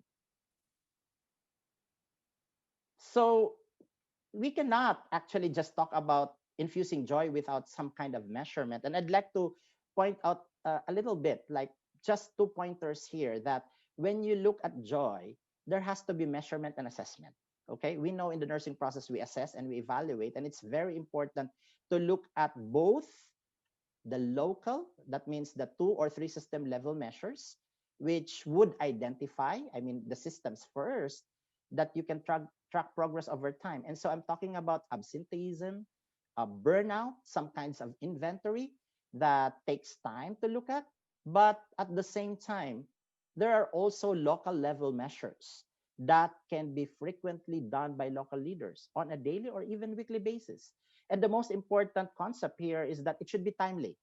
It should be within the time or the problem or when there's a problem. And at the same time, that assessment can occur after an event, even an adverse event. And so talking about what really happened in a certain unit because of a COVID death is really important measure under this specific measurement and assessment tool. Let's go to the next slide. So before I play, I asked somebody, probably from help here, because I bet there's somebody who can articulate. And this particular video is well suited for everyone, but more so for leaders. So please play. Hi, I'm Jessica Perlow, a director at IHI and co-author on IHI's white paper, IHI Framework for Improving Joy in Work. As IHI engaged with partners in thinking about how to restore, foster, and nurture joy in the healthcare workforce, it became evident that leaders often find it challenging to see a way to move from our current state to joy in work. It's not as simple as flipping a switch. So today, I'm going to share 4 steps leaders can take to find a path forward. We chose to use a staircase to represent the components of this model to illustrate that each step serves as the foundation for the steps that follow. First, at the bottom, leaders engage colleagues to identify what matters to them in their work.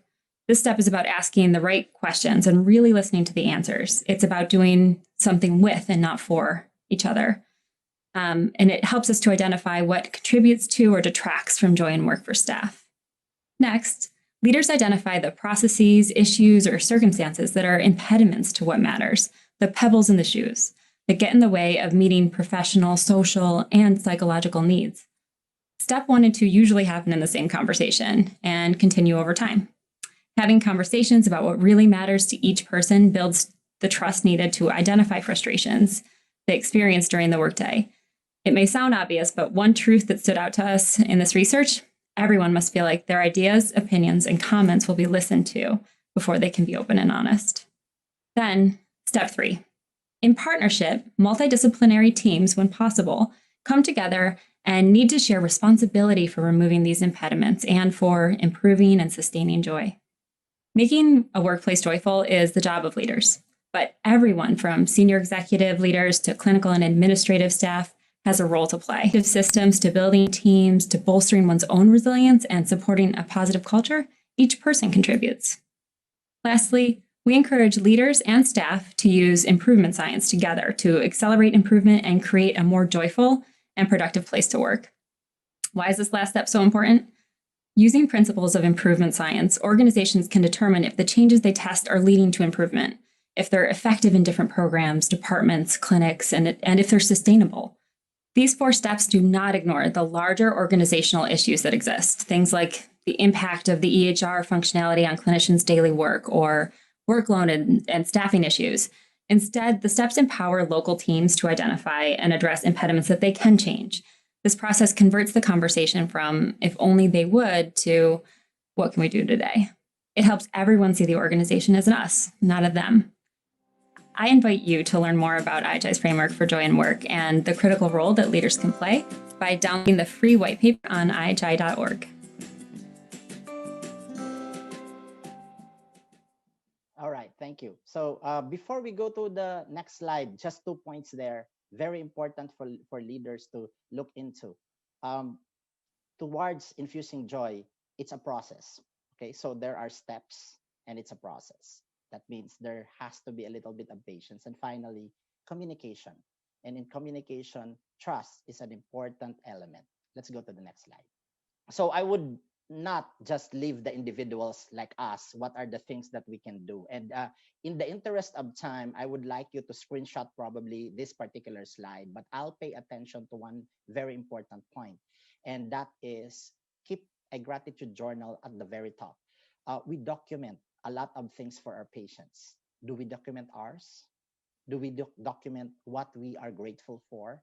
So because of the technology that we have, there's an electronic style of doing a gratitude journal. And you can use all of the two that I personally would like to look into and recommend, because those are the things which provide tools. Also, at the same time, we should also meditate or practice mindfulness. And in this particular case, it's important to find out what we have and what we should know, what we should be aware of. And so the other things like peer support, being a mentor, this is all about, taking into account the gratitude that you have and giving it to others, which would help create opportunities as well, focusing on patient and family-centered care and engagement. Next slide. So the other thing that I can talk about is just telling you that IHI has actually a guide in supporting staff and well-being during the time that there's COVID. And most important components here is the ones that we have talked about in engaging conversations. And so with that being said, it's always important to look at what are the updates that can be given, because there are always changes, whether there's a vaccine or not, and what we can do in making sure that we provide those tools. Let's go to the next. And so to end part of the Infusing Joy by IHI, I'd like to look at March 31, 2020 by Derek Foley, who says that in work, does joy work matter during a pandemic? And he states 4 important themes. Articulation of constancy of purpose. Dr. Borromeo said that communication should be constant. Enhance individual resilience and a sense of meaning. Doctors told you about that in education. Maintenance of teamwork and creating and encouraging psychological safety. Very important. It's not just the PPE, it's also psychological safety. All right, next slide. So I'd like to just give a little thought of something before we end the session, because this part is what I've learned about Sigma, and Sigma encompasses global leaders and healthcare leaders and what we have learned. Next slide. Every 2 years, the new president of Sigma would have a presidential call to action. In the year that we were declared as International Year of the Nurse and Midwife, he focused on infusing joy. Dr. Riccardi, who is with the George Washington University and his work is big on quality measurements, had this to say: when it's burnout, he defines it as an erosion of the soul caused by deterioration of one's values, dignity, and spirit. If you can just take a look at the definition, it is really sad. It's an erosion of the soul. And we know that soul gives life. And when there's no life, there's eventually death. Let's go to the next. And so the presidential call to action calls on three important themes: awareness.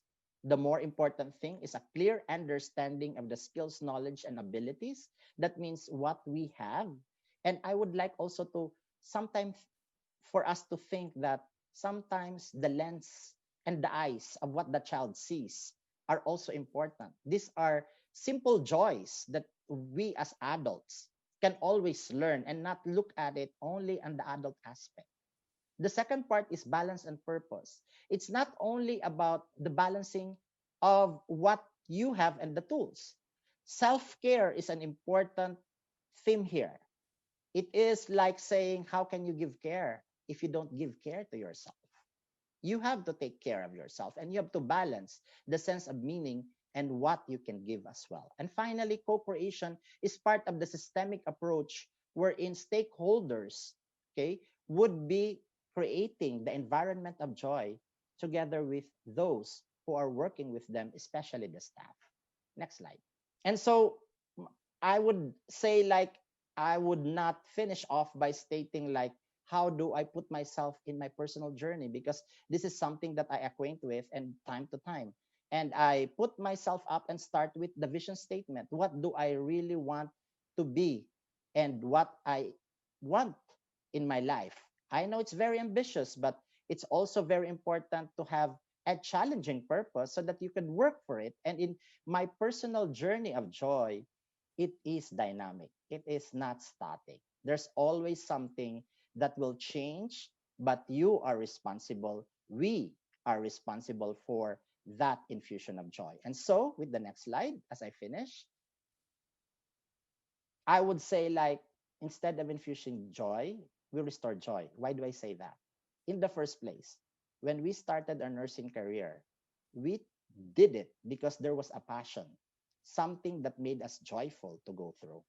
And because of the daily drifts in life, including that of COVID, it somehow eroded.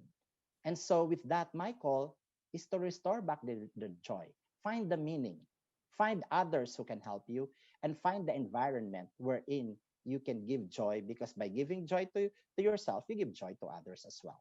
And so, with that, next slide. These are the references that I have. And I would like to say it's been a privilege. I ran out of time. I actually exceeded my time. I'm sorry about that. But I hope I gave my perspective about not just infusing joy, but restoring joy. Maraming salamat sa inyong lahat, and continue to do all your great work as Filipino nurses. Thank you very much, Mr. Verian, for not infusing, but for what they call that, reviving the joy in us. Sabi ng isa kong friend, sabi niya doon sa Facebook, sabi niya, it seems that COVID-19 has wiped out all the smiles and the joys in our faces. Ang sagot ko sa kanya, then probably you can start putting back the joy and the smiles. It all starts with us, okay? This COVID-19 has actually, and I agree with you, this COVID-19, and that's what we were seeing in our discussions, have created a lot of new things, ano na to, new events in our lives, okay? Sabi nga nila, we are already in the new normal. Dr. Borromeo discussed the new healthcare landscape, the new healthcare delivery landscape. Si Dinso discussed the new the new academic environment, okay? Cyber environment. And Mr. Verian has introduced to us the new way of infusing joy. O, di ba? Pati yung joy bago na din. Okay? Parang gusto ko nga sabihin are we supposed to find our new joy amidst the COVID-19? Okay? So again, okay? Sabi ng isang famous author, sabi niya, joy does not simply happen to us. At yun yung sinabi sa atin, is Arberian. We have to choose consciously every day to stay joyful. Okay? And we have to choose it every day on different tiers. Okay? On an individual tier, nakita niyo yung circles niya, di ba? On an individual tier, ano yung sinabi niya, meron akong nanonote dito kanina, okay? Yung ating constant awareness of ourselves, balance and purpose, and then co-creation. Sabi ko nga, hindi lang co-creation, we have to continuously reinvent ourselves so that we stay sane all the time, okay? And then of course, the joy in the circle of our family and friends, okay? And even in our workplace, okay? So talaga yan, we always choose to be happy, we always choose to be joyful. Ang mantra naming husband and wife sa buhay namin, you don't only love life, but you also need to live life. Okay? And we need to enjoy our journey through life. Ayan. So maraming salamat, Sir Verian, for what to call it, reintroducing joy in us. Okay? We're down to our last speaker, but certainly not the least. Okay? A very beautiful lady. I should say, of course, Dinso is also a very beautiful lady. Okay? Pero syempre lahat naman sila dito handsome and beautiful. Okay? So, our next speaker will discuss to us, okay, after the joy, no? Okay?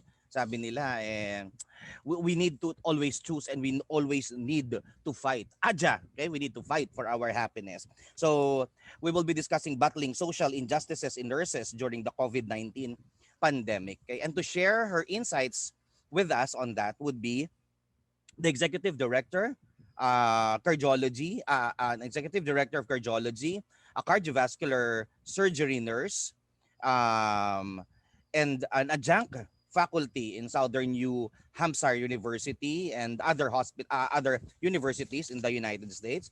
Finished his bachelor's degree, sinabi na kanina ni Sir Verian na pareho sila ng eskwelahang pinanggalingan. Okay? Also had a Master's of Science in Nursing and Doctor of Nursing Practice in the universities in the United States. Actively involved in Philippine Nurses Association in America in the South Central region in San Antonio. She's a multi-awarded nurse for her dynamic leadership and excellence in nursing administration. Currently, she is the Vice President of the Central Region of the UST Nurses Alumni Association International. A well sought after speaker on nursing leadership and nursing management. Okay, itong gusto ko dun sa kanyang bio na. A passionate nurse. Yan, okay? A passionate nurse and leader who promotes the welfare of nurses in all practice settings. Friends, ladies and gentlemen, I would like us all to welcome the immediate past president of the Filipino Nurses Association of America, San Antonio, Texas, to discuss battling social injustice in nurses during COVID-19 pandemic, Miss Mary Jane Dr. Mary Jane Neri.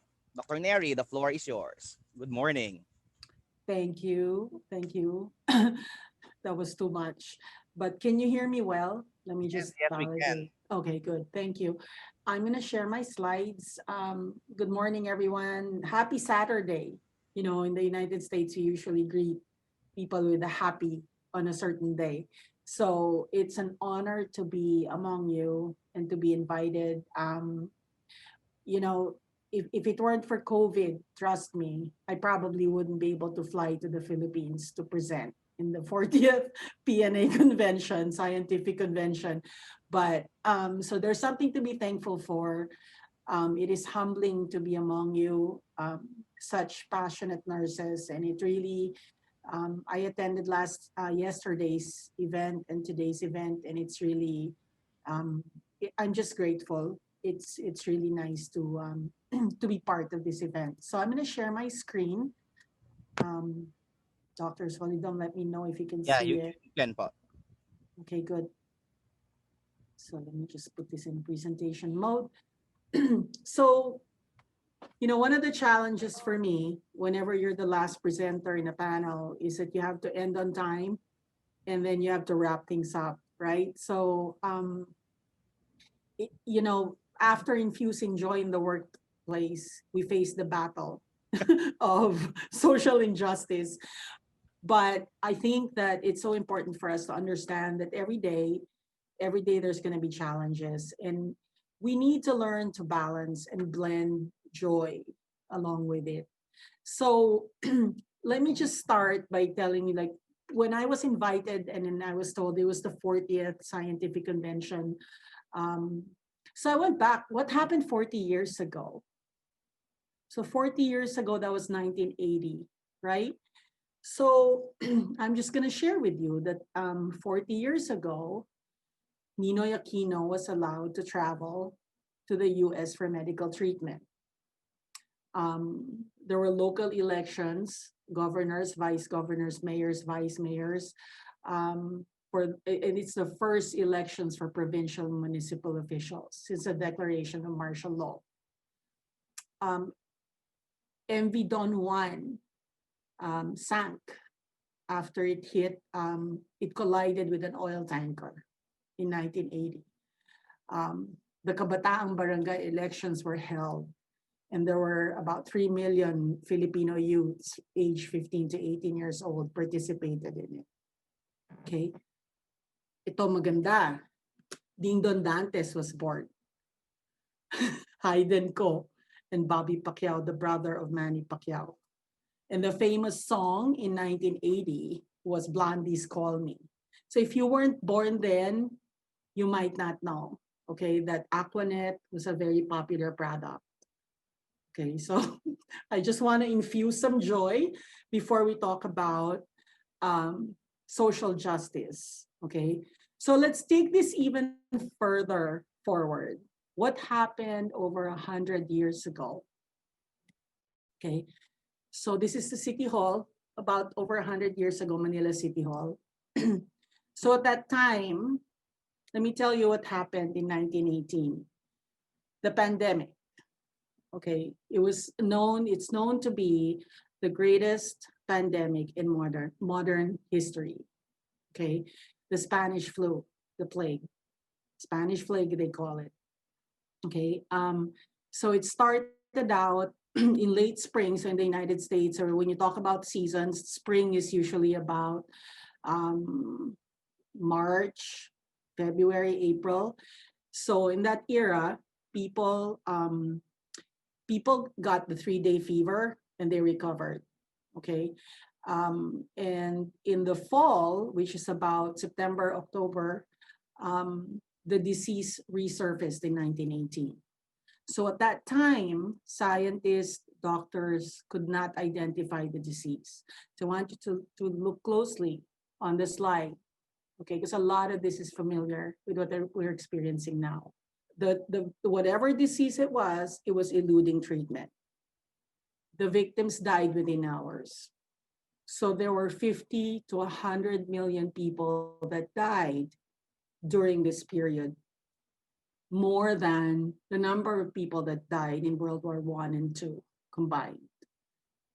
So when you think about that era, there was not an internet. Mobility was very restricted and limited. People had to travel so many miles away, trains, horses, before they get to their destination. And yet, there was a pandemic and it spread. Life expectancy in the United States dropped by 12 years. So this is now what we call and what we know it to be the H1N1 influenza A. Amazing, right? So when you think about the impact and you think about the practices then, mask wearing prevented spread and protected essential workers. The postal man, the nurse in the middle, and the police officers. Nothing new, okay? Back to basics. So when you look at what was done to the patients, they were taken to large areas because they thought it's best to not spread the germs.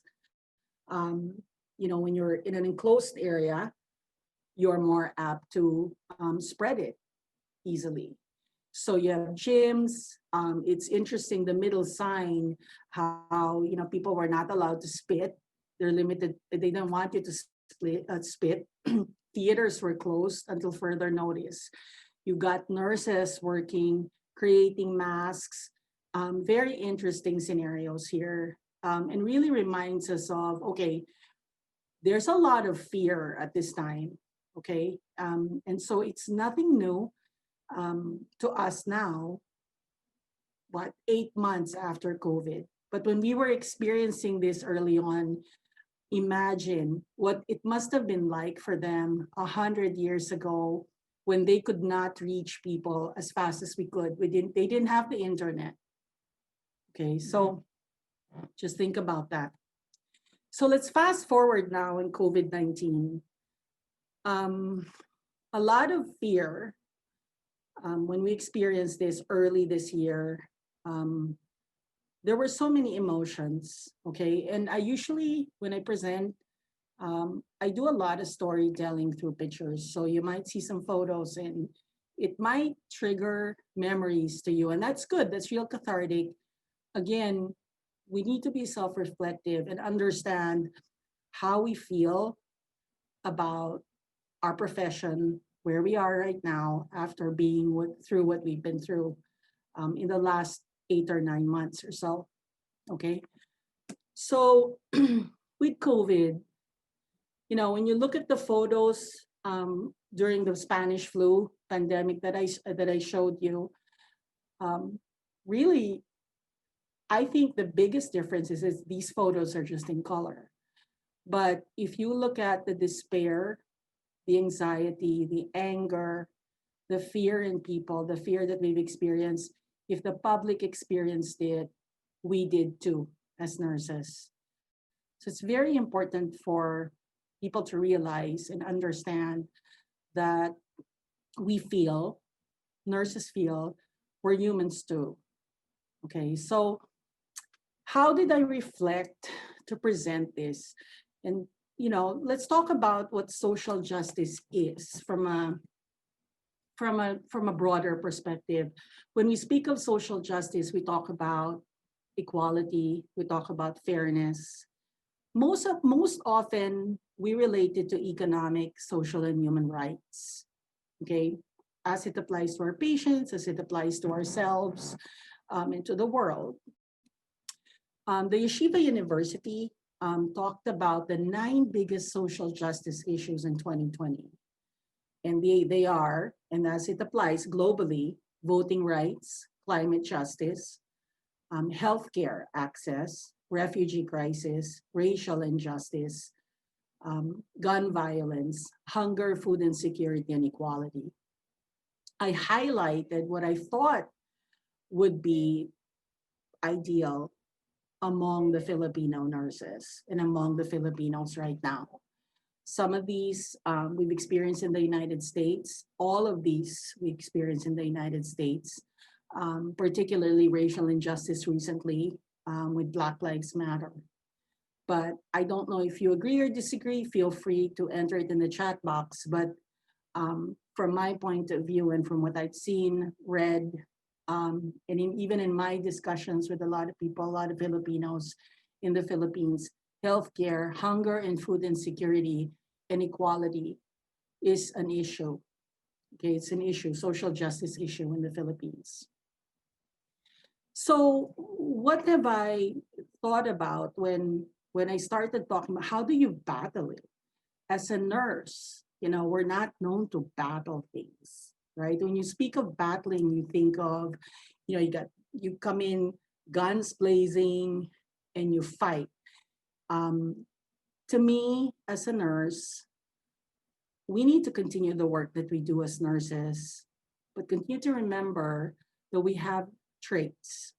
Okay, as we battle through this crisis, as we infuse joy, as we continue to be resilient, there are 6 traits that I consider nurses to be. And as an executive director, leading over 200 something caregivers or staff nurses and a combination 18 departments in California, I think that if there's anything that COVID-19 taught us and that we need to continue in order for us to be warriors in healthcare, positive warriors in healthcare. I call it the 6 C's. Okay, so what are our traits as nurses? We're courageous, we're creative, we're collaborative, we're constructive. We always find good in people. We're very compassionate and we're caring. So let me just expand on those few things, okay? We need to continue to be courageous, even in our career, in our profession. And that's a lot of that's demonstrated by, you know, look at the PPE fundraisers that have come about, okay? mask making by nurses, PNA San Antonio, USTNAI, even among us. I mean, we've had to manufacture and sew masks ourselves just to help out. There are nurses who sacrificed their lives. We've lost quite a few nurses, and yet here we are. We still continue to care for our patients. There were nurses who were infected, yet we continue to serve. How courageous is that? So if you're listening, if you're watching right now, and you're still in the profession, congratulations to you.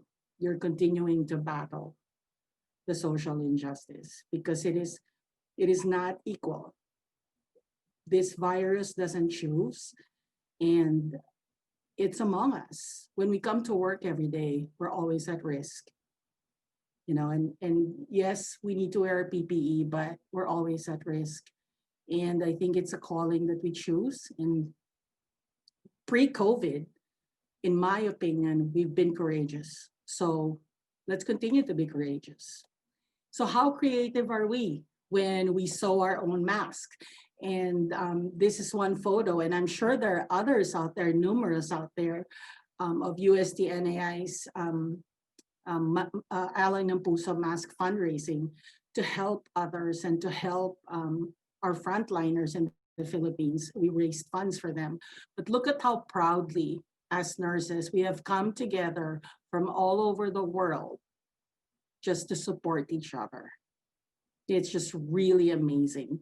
This is only one act of creativity that I can show you, but I'm sure there are others out there. And when we come to the Q&A and the panel session, you can share any other creative ideas you might have.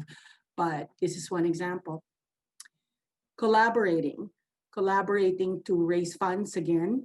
This shows you the collegiality and how the UST hospital nurses received the vitamins and the masks that were created or sent to them to protect them and to just share with our peers and our colleagues how much we love them and how much we respect what you do. Respecting our patients, lobbying for our patients, lobbying for a profession, doing it in the most collegial way will go places. So maintaining our professionalism as nurses is so important, and working together, because at the end of the day, we still have people to take care of. We still have patients on their bed in the ICUs needing our help.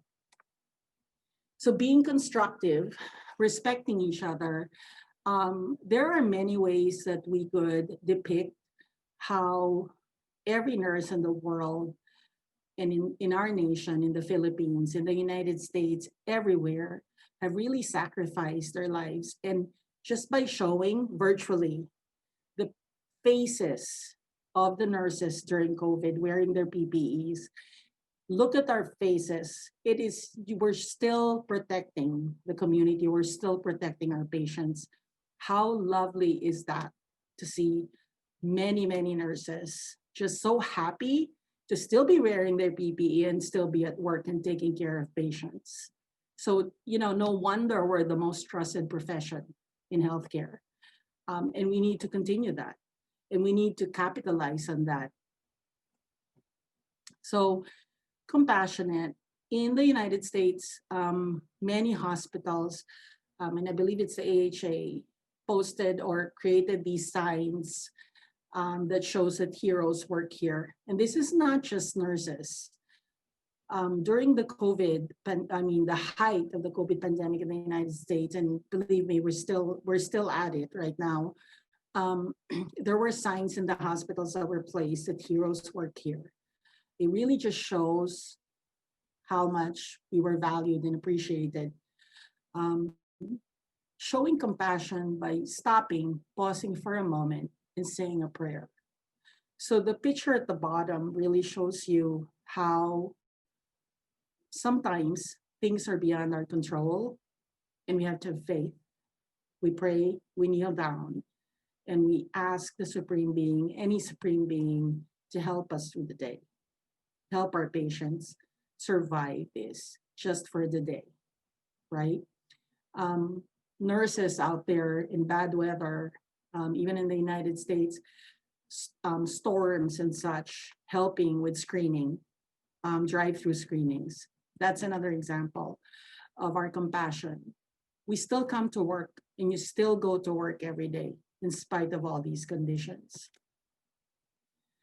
So this is probably the last thing that I just want everybody to understand. Nurses are known to be very caring. We are known to just love our patients, care for others. It's very difficult for nurses to rally and to portray this image of lobbying and being so negative, right? Regardless of whatever it is that we want to fight for, we believe in, I need us to stop for a moment. We care for our patients, right? We care for their families, care for our colleagues, the communities, and our own families. But when Dr. Varian or Ron Varian was talking about self-care and how important that is, I need you all to stop for a moment right now and think about yourselves. When was the last time that you actually had some peace and quiet and really think about you? So taking care of you is so important because you're needed. Our patients need you, your families need you. So it's very important for you to take a pause and love yourself. Always, always love yourself. That's how you can continue to battle these injustices. If you're sane and if you continue to support yourself, not just others. So use the knowledge and skills that you have gotten in the last 2 days, and even in the last how many months from COVID, the exposures, the issues that we've experienced, staffing issues, the economic crisis that we've experienced, watching people starve, beg, use that to make you stronger. But you also have to stop and take a pause and take care of yourself. So to close, I'm going to share this quote, because you have to remember this. Don't forget to take care of you. Okay, you can't pour from an empty cup. You cannot. If it's empty, there's nothing to pour out. So you have to take care of you. These are words from the president of the North Carolina Nurses Association that I thought would be very helpful to close us this event. So take care of yourself, and this on self-care. So never forget you. The bedside, patient-side nurse are the most important patient advocate and caregivers many of our citizens will ever see. Without you, we would have no healthcare system. With a healthy, mentally well-adjusted, coping, and discrimination-free nursing workforce, we will lead nursing forward. So remember this, because we're always very selfless. We take care of others all the time. We think of others all the time. Don't feel guilty. Self-care is stewardship and not selfishness. Thank you. Thank you very much, Dr. Neri. A very fitting reminder, you cannot pour from an empty cup. Carers also need to be cared for. Right? Parati nating sinasabi yan. Sabi nga, a healthy nurse, healthy patient. Okay. So, I guess we are now on Ma'am Dr. Cuevas. Do I still have time for some questions? Can I still have, I think in the chat box, in the question and answer, I only have 2 questions. So can I just throw it, Dr. Cuevas, with your Okay, permission? sure. Yeah. We have time for 2 more questions. Okay, so 2 more questions. Okay. So I think this will be for Dr. Borromeo, the first one. Sir, sabi nung isa, What is your reaction to nurse leaders? Parang rant ba to? Okay? What is your reaction to nurse leaders who are not supportive to nurses, thereby causing demotivation to nursing staff? Siguro hindi rin siya love ng mama niya. Okay? Management cannot do anything about because this is an item. So, yun po. Yeah, well, they are not supposed to be there in the first place. It's a role and a mission that you have to accept. You may have a lot of challenges along the way. How are you going to reconcile how the administration would like to look at their responses to whatever crisis we have. But then again, you have to realize that the role of nurse administrators is more of a mission than the technical part of it. It's really looking at how you envision your leadership, number one, at a personal level.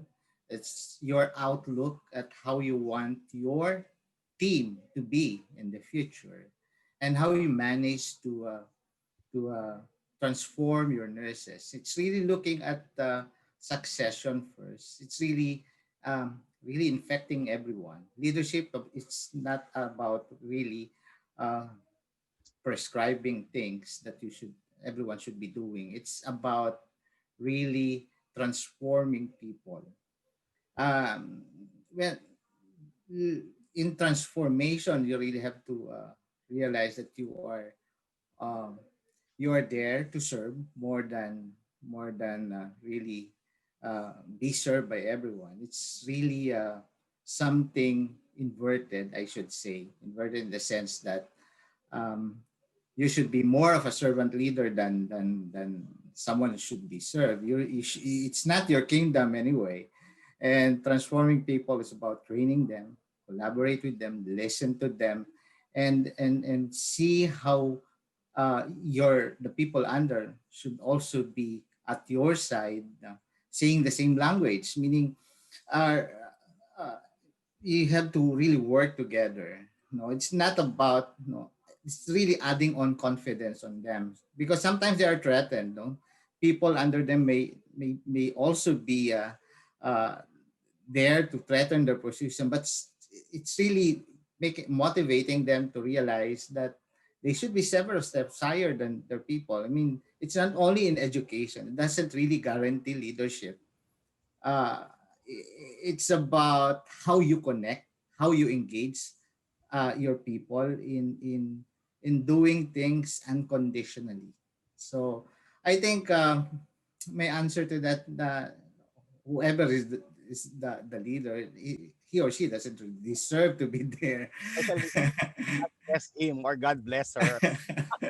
Yeah, I agree. Dr. So Neri, do you think that having leaders who are not supportive of the growth of their employees or of their constituents is also a form of actually a social injustice? I do actually. I think that you know leaders who are not supportive of growth and transformation, if you will, of the team, and even just supporting what matters to them, right? I mean, there are things that you can't change in people, and you need to accept that of them. And how do you create an environment where all of these personalities can blend? I think it is a form of it is a form of workplace injustice, if you will, new term, because and it needs to be addressed because you need to allow people to express themselves in a constructive way, as long as it doesn't affect the care of the patient safety, and it still aligns with the mission and vision of the organization. I think that you need to allow people to express themselves. It's so important, and any leader who doesn't probably just doesn't align with the organization as well. Dr. Varian, these kinds of leader are those that are obstacles for employees to find joy, right? Uh, I would say yes.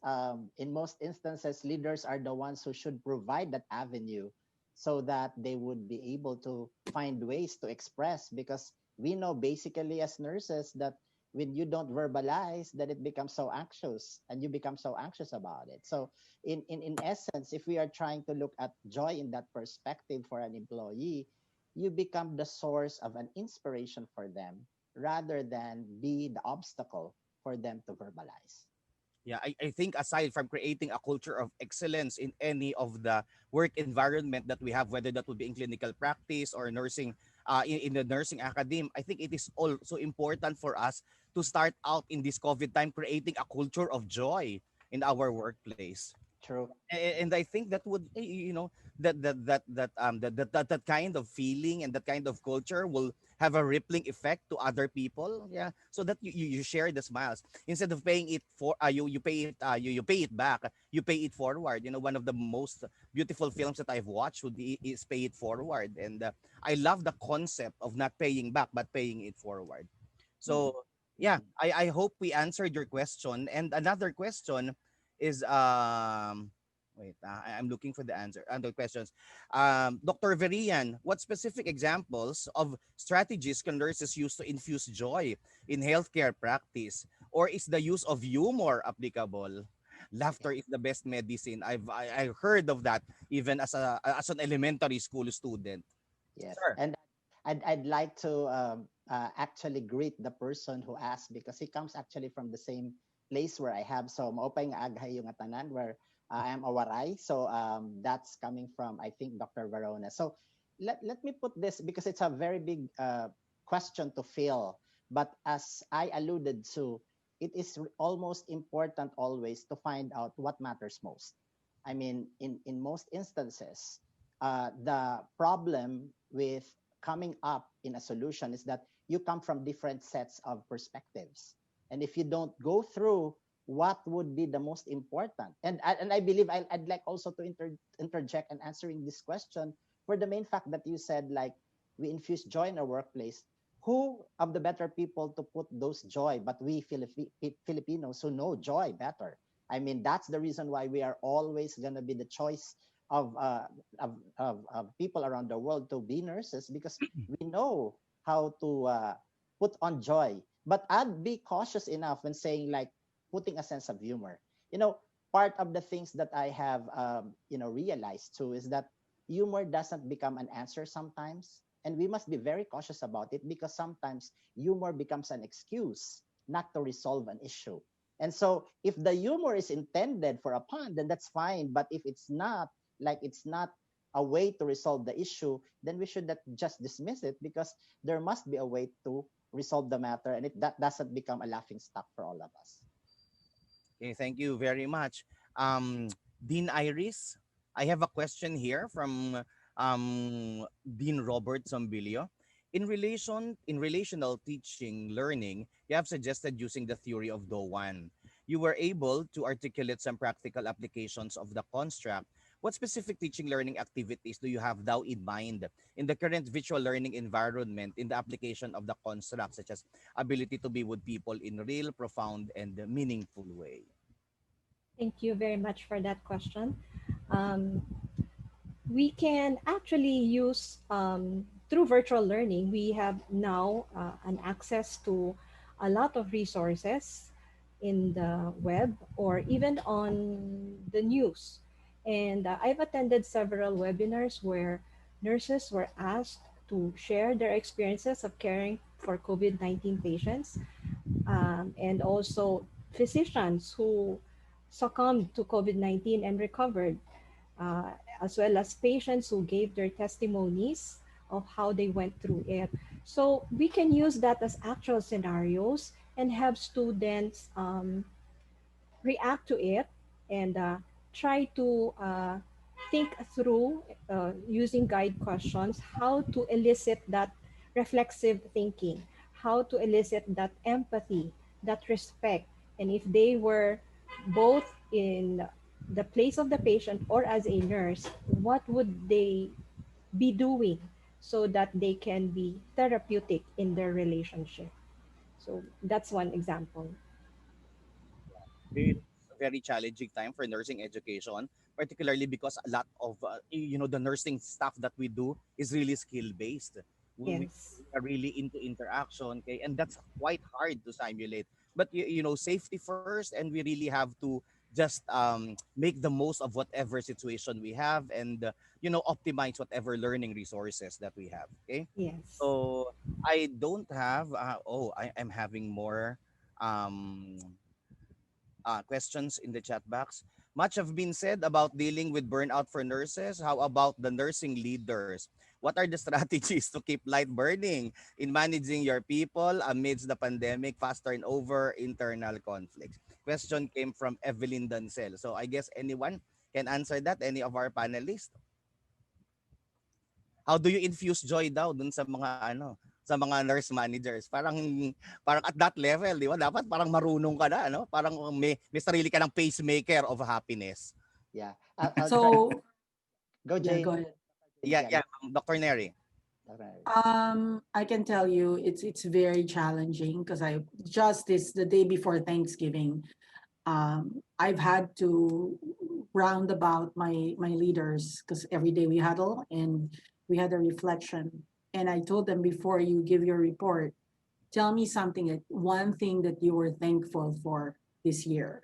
And it's kind of hard after 7 to 8 months of being just constantly thinking of the caregivers and your employees and your staff. Um, at the end of the day, everybody was thankful for the common theme was I'm thankful I have a job. I'm thankful I'm still breathing. I'm Yes. thankful I haven't been sick. And I'm thankful for my peers. And it's just going back to basics. But inspiring leaders, to me, they stay inspired if they see their employees happy, content, if you will, given the situation that we have right now. It's just that there's nothing more that I think I could ask for. Yeah. Okay, happy employees make you happy. Mhm. Make you a happy manager as well. Dr. Borromeo. Sir Rudy. Yeah, well, this is the time that uh, where you have to really connect the dots in terms of some, I should say, uh, variations in terms of principles. But then again, on top of everything, you have to really look at how you're going to challenge them to see, their roles in connection with the crisis. Really, they're really in the middle of the crisis in terms of how they're going to connect what will be the direction of the management to how their people should be responding also. And it's not only one line direction, meaning do this, do that. No, it's about also coming suggestions, opinions, any recommendations from the lower ranks because they are the ones who are in the battlefield. So they have to really be mindful of the needs and of course the needs of the people. And in response, the management should also be mindful on how are we going to reinforce them positively and how are we going to be there with them. It's not about us separating ourselves because we are also afraid, but then again you have to be with them, try to listen, make the environment uh, I should say light for them. It's not only throwing you have to do this, you have to do that during huddles, but it's more on let's talk. I even invite uh, uh, the people in the rank and file, to see how things are going there and how we can better respond to them. So it's really connecting not only people within the management group, but also inviting those who are really exposed in the battlefield, for Yeah. us.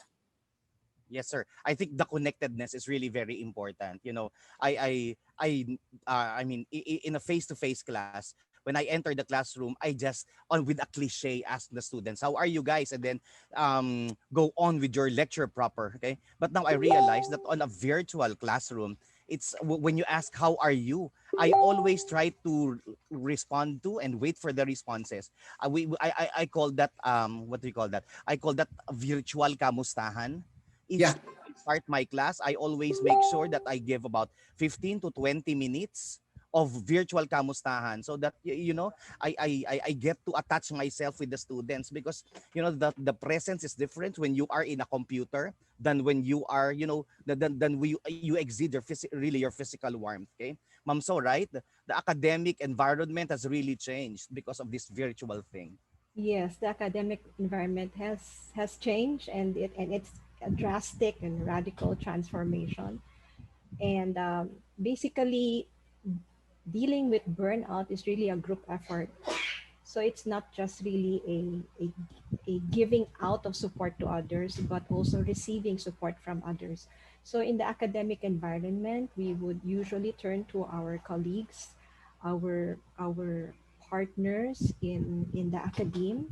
So now is not the time to be isolated in your own college or community. Now is the time to really reach out and connect with others and seek help, collaborate, debrief each other, and find purpose in what we do. So I guess that would be one way to help relieve some burden from nursing leaders.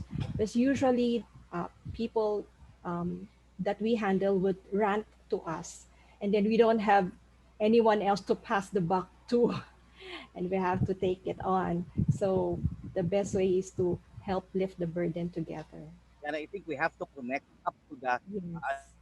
the bottom, the most bottom part of the organizational structure. Okay, that's very important. One of my favorite series, Lucifer would always say, "What is it that you truly desire?" Okay, I think it's high time for us nursing leaders to go to to all our people and ask them, "What is it really that you desire?" Okay, look at them in the eye and hypnotize them into telling you what they really desire. Okay, and then of course respond to it on an organizational level. Okay, so I think I would encourage the panelists to please at the Q&A box. Yeah. Gilmore, Yes, yes, sir. yes, just to wrap it up, because it is really a communal effort, and we would be remiss to say that the PNA is a professional organization where all of us are together. So we shouldn't forget what is the importance, and this is where you can get a lot of help. And so, going through a lot of efforts, the Philippine Nurses Association is one network where you can ask help.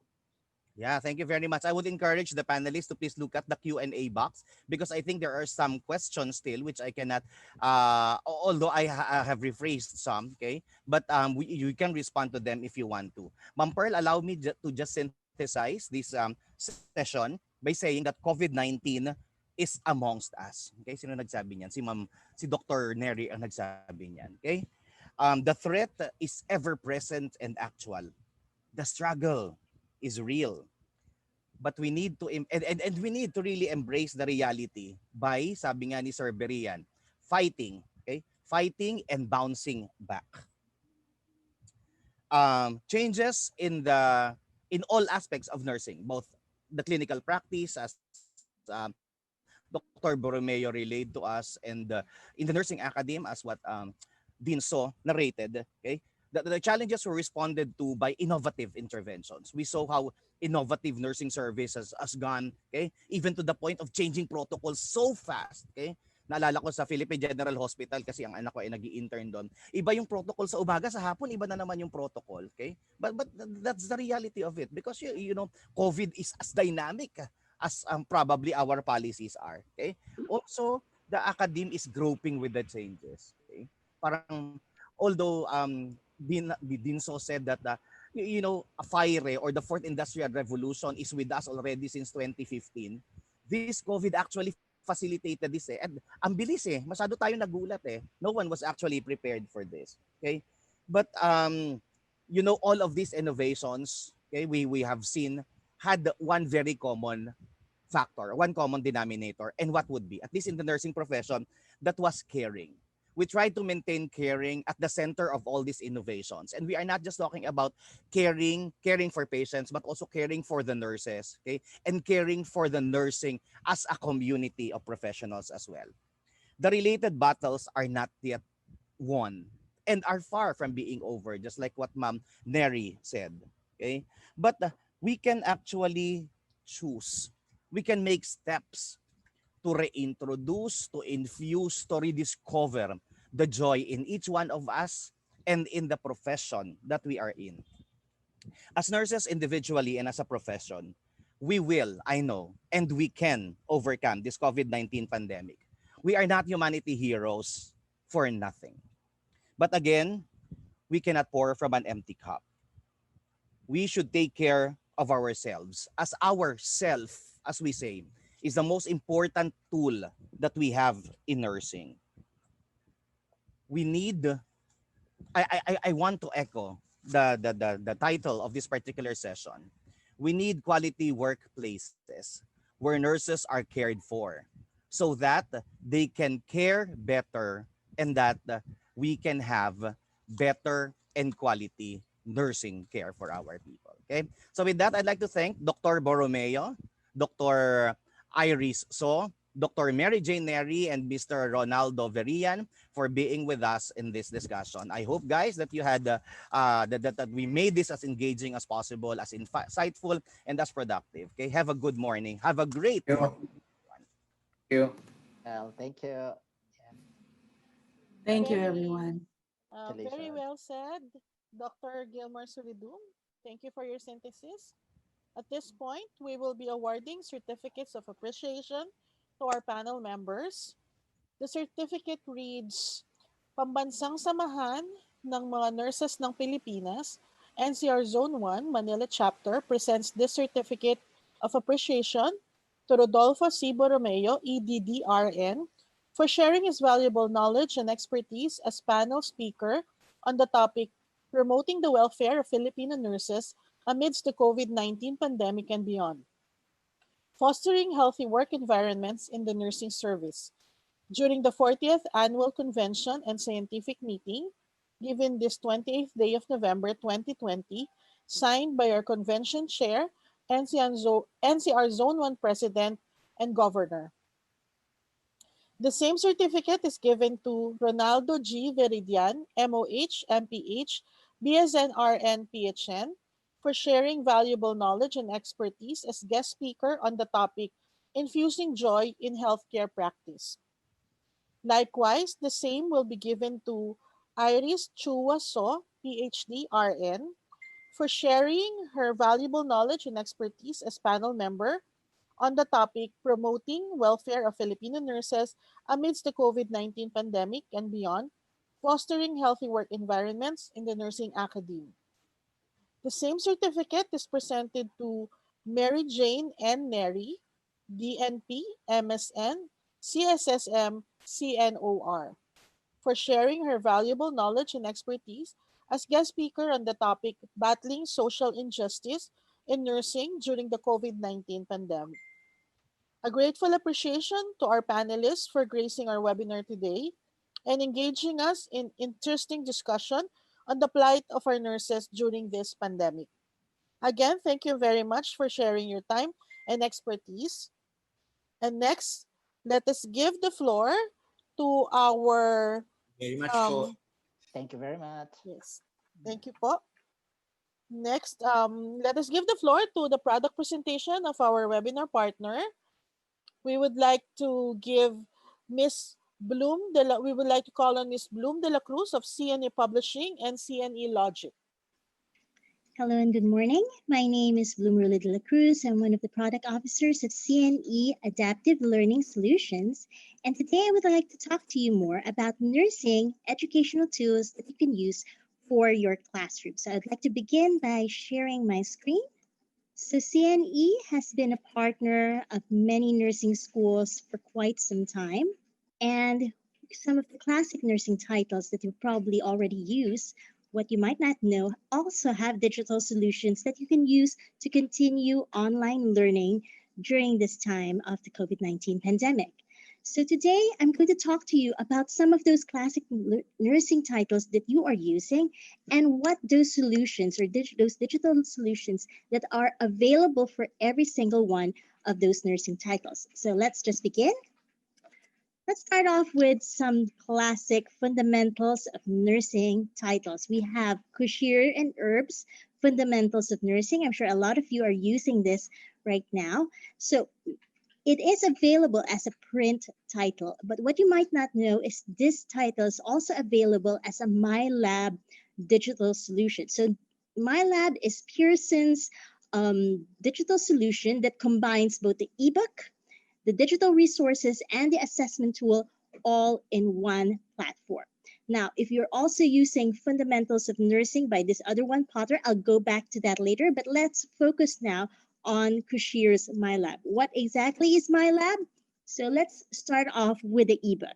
So if you decide that during this time where you're conducting online learning, you decide to not go print, you can go fully digital with this with Pearson MyLab, which allows you to access the ebook that's available. And this is available for both offline and online reading. So if you want to do offline reading for this, all you need to do is download the corresponding application that's found either in Google Play or in the App Store. And you can avail of all the wonderful features of the ebook, including, of course, the highlighting, the note-taking. You have that. You can make change the fonts, make the sizes more comfortable for you in the different font sizes that are available.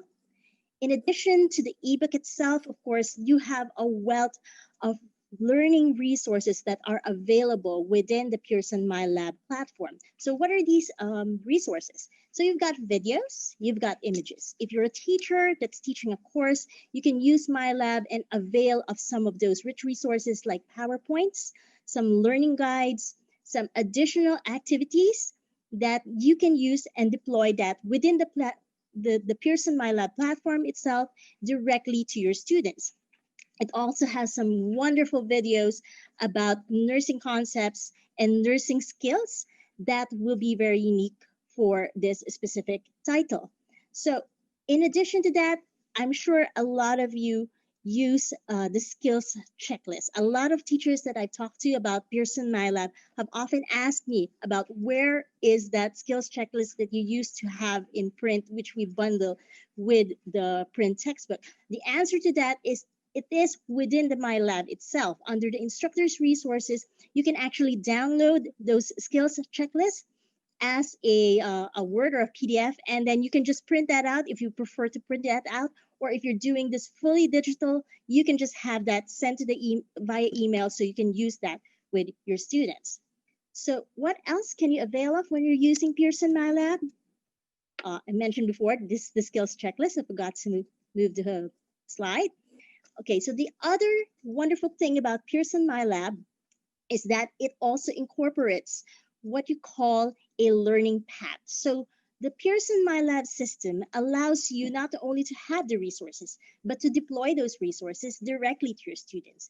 And the nice thing about Pearson MyLab, it already has several modules that your students can use to do self-study. We do understand that here now, when you're conducting online classes, you can't have all of your students meeting them synchronously all the time. And we need to emphasize that students need to self-study. And this is a great way for them to do their self-study by using the Pearson MyLab modules, because basically it has reading materials, additional questions or self-test questions that they can do. And they can do that. They can take these lessons on their own time whenever they are, even if you're not meeting them. And the beauty of this is that all those performances that they can do, you get to see how they perform, because Pearson MyLab provides you with graded auto grading and analytics that will allow you to see how well they're performing over time. And you can identify any of the learning gaps or any of your students who are struggling by using these powerful analytics tools. Now, if you're using a learning management system, don't worry, you can always integrate MyLab with your existing learning management system like Canvas, Moodle, or Blackboard. and that will allow you to put those grades immediately up to your LMS. Now, if you're not using a learning management system in school, don't worry about it, because you can still use Pearson MyLab, because this can still be a standalone product. So just to give you an idea what the grade book looks like, it would look something like this. Now, let's move forward to the other title that I was talking about for Fundamentals of Nursing, and this is Fundamentals of Nursing by Potter and Perry. So some of you are probably using this as an alternative to Cashier. So Fundamentals of Nursing by Potter and Perry is an Elsevier title, and unfortunately, this is not available as an ebook at all. It's available still in the print format. But what you might not know about the Fundamentals of Nursing by Potter and Perry print is once you adopt that, you get a wealth of resources as well, and they're pretty much free. So if you're an educator and you're adopting this book, all you need to do is sign up to the Evolve website. That's evolve.elsevier.com. And you can just register yourself and just submit a confirmation of adoption form to any of your CNE representatives, and we can grant you access to some of these resources that I'm showing on the screen. What you might not know as well is the Fundamentals of Nursing 9th edition also has free resources for your students. And all they need to do is basically just register. That's all. Register in the Evolve platform, and they can get access to a wealth of resources, including additional reading materials, additional videos, and additional NCLEX questions that they can help to do their self-review. So that's a good deal. So let me move forward now to another nursing subject, which is health assessment. So I've got 3 titles that CNE carries. This is Health Assessment in Nursing by the classic Weber title. If you're not using Weber, probably you're using Bates' Nursing Guide to Physical Exam. Now, both Bates and Weber are published by Wolters Kluwer, and their platforms are a little different. If you want to avail of the ebook version of these titles, they're both available as a perpetual ebook if you use VitalSource. So VitalSource, I've talked about VitalSource before in the past, and this is a generic e-textbook platform that allows you to download those ebooks and own them perpetually. And you can also avail of it as an online ebook if you prefer it that way, and that will stay with you for as long as that account is with you. So now the different thing with the Wolters Kluwer title is that they have a different set of platforms for their resources and their assessment. So it's not integrated like Pearson MyLab. So if you want additional resources, you can go to the point. So let me just show you an example. So if you're an instructor who's adopting whether the print version of these 2 titles, you can avail of the instructor resources just by submitting a confirmation of adoption form to your CNE representative. That also works if you're adopting this as a VitalSource ebook. Now, if your students availed of the VitalSource ebook, they get something of a bonus over those that are adopting their print, because they have additional student resources. So I'm flashing it on the screen. What are these additional resources they can get if they adopt the VitalSource ebook? So as a teacher, whether you're using the print or you're using VitalSource, you can avail of both instructor and student resources. All you need to do is just let us know that it's an adoption. So I mentioned before that there's another platform for both Weber and Bates, and this is called PrepU.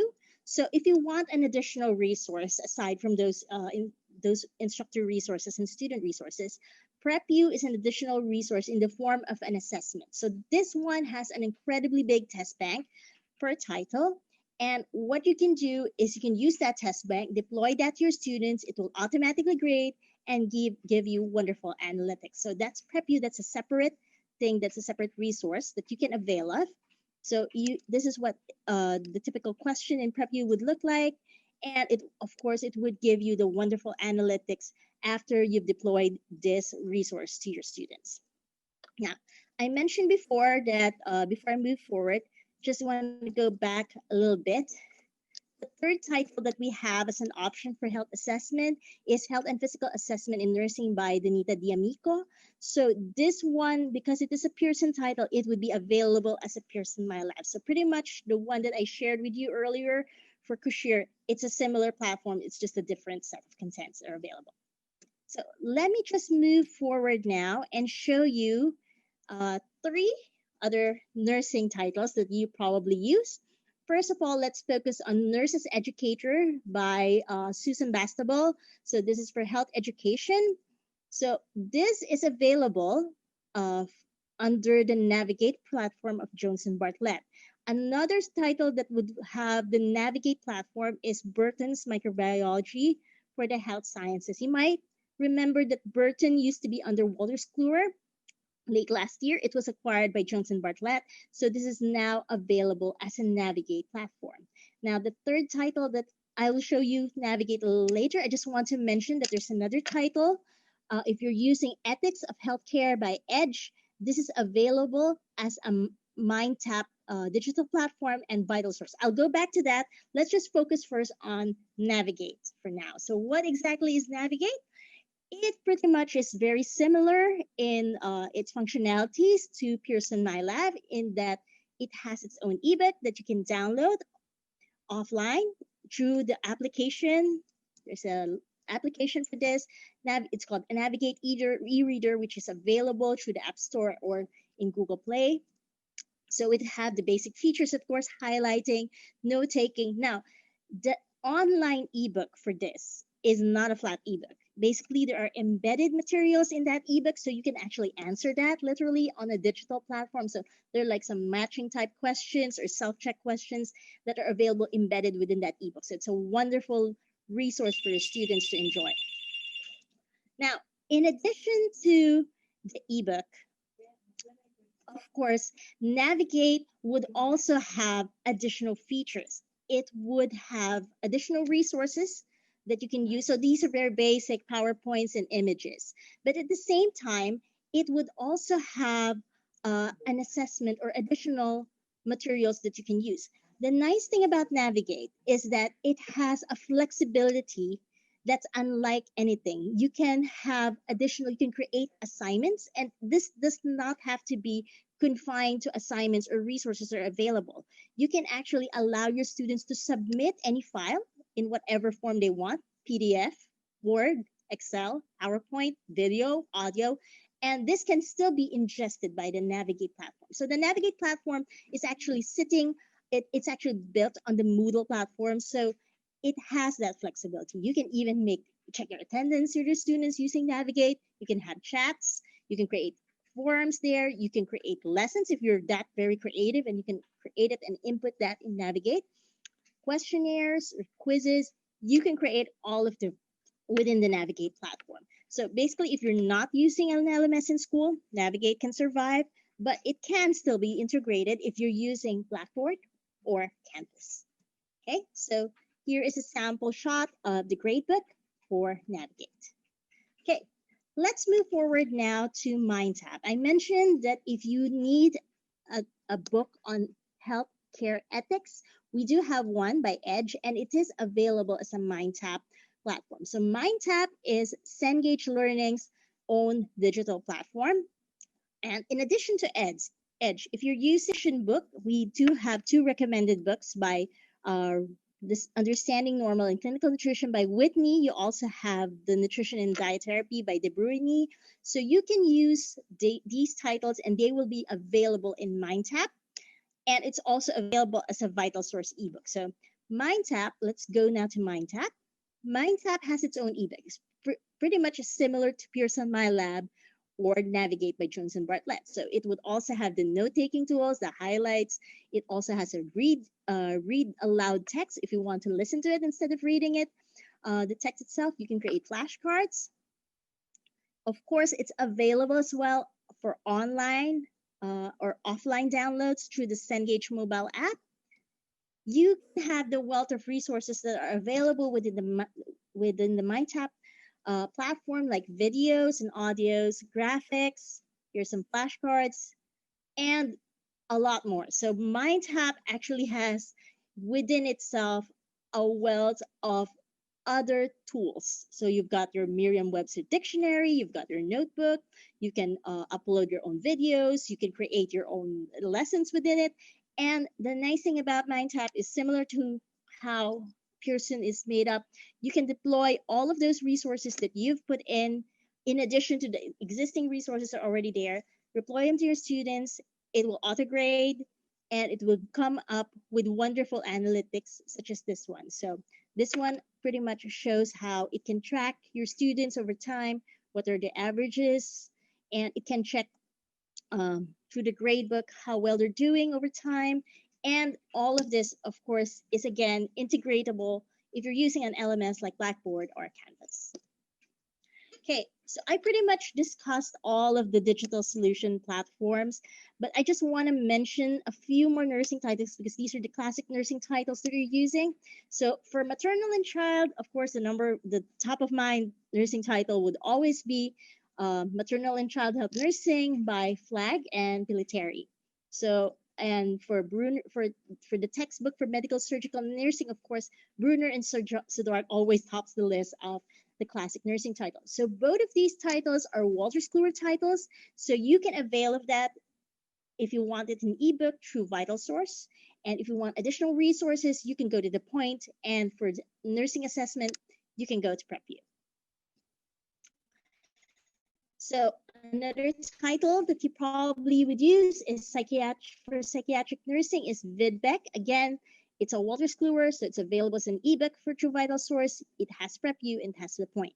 Now, if you want a title for gerontological nursing, I know that third year is back this year, and if you have a need for a nursing research title, we do have some two recommended ones. For gerontological nursing, we've got Mauk, and for nursing research, we've got Janet Hauser.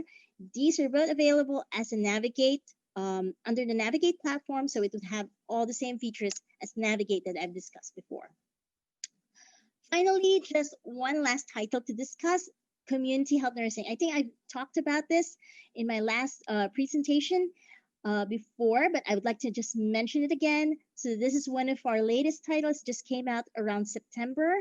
And this is available both as a print title and it can also be available through VitalSource. So it is a perpetual ebook. So a wonderful thing about this, because it is a Philippine adaptation, it's been rearranged for the Philippine local context. So there are additional materials from the last edition by Dr. Famorca. So we now have additional discussions on COVID-19.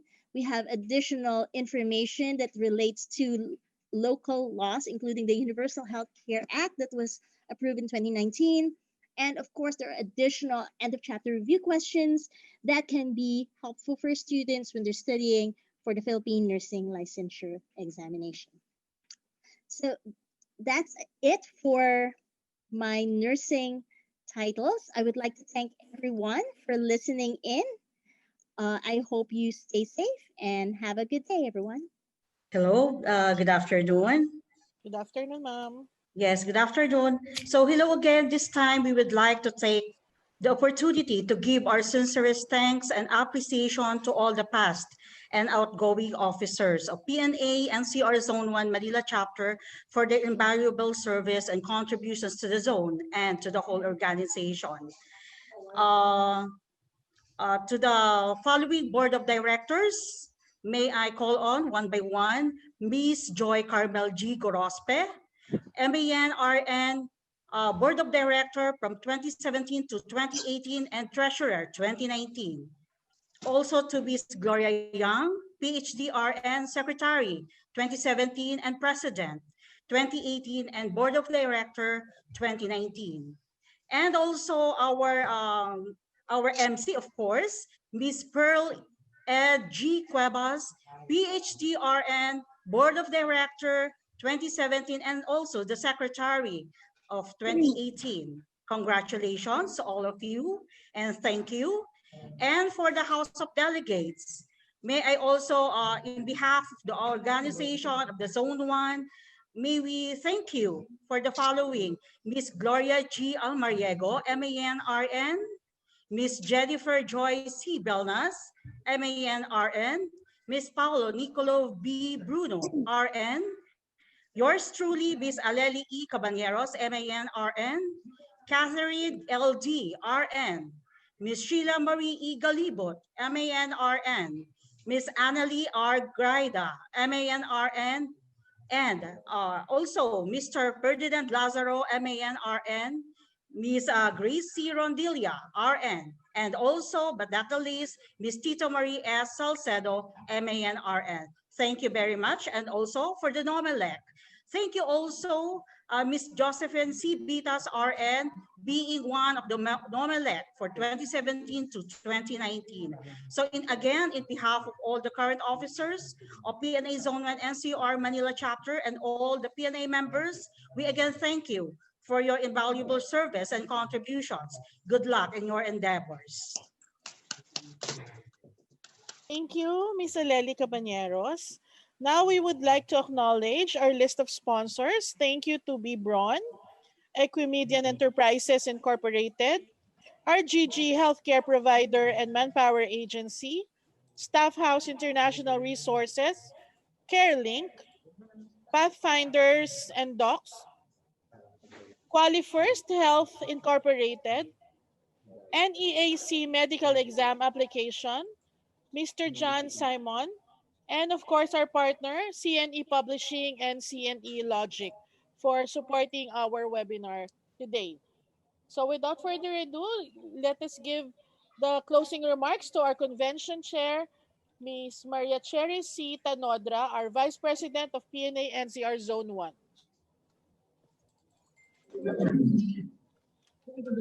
A blessed afternoon to everyone. This 2020 is a year wherein we have a lot to celebrate and be grateful for.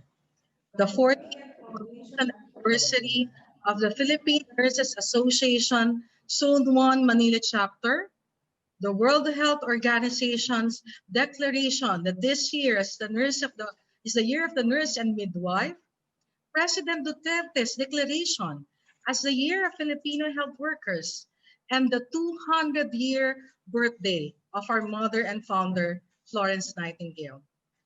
The PNA NCR Zone 1 Manila chapter two-day convention with the theme Filipino Nurses Working Together in Nursing the World to Health is significant, for it embraces the true core of our role as nurses to nurse the world to health. Intra-professional collaboration. According to the study of Jane Moore et al., intra-professional collaboration is the collaboration between team members from the same profession. Collaboration among healthcare providers has long been regarded as a means for ensuring optimal quality patient care.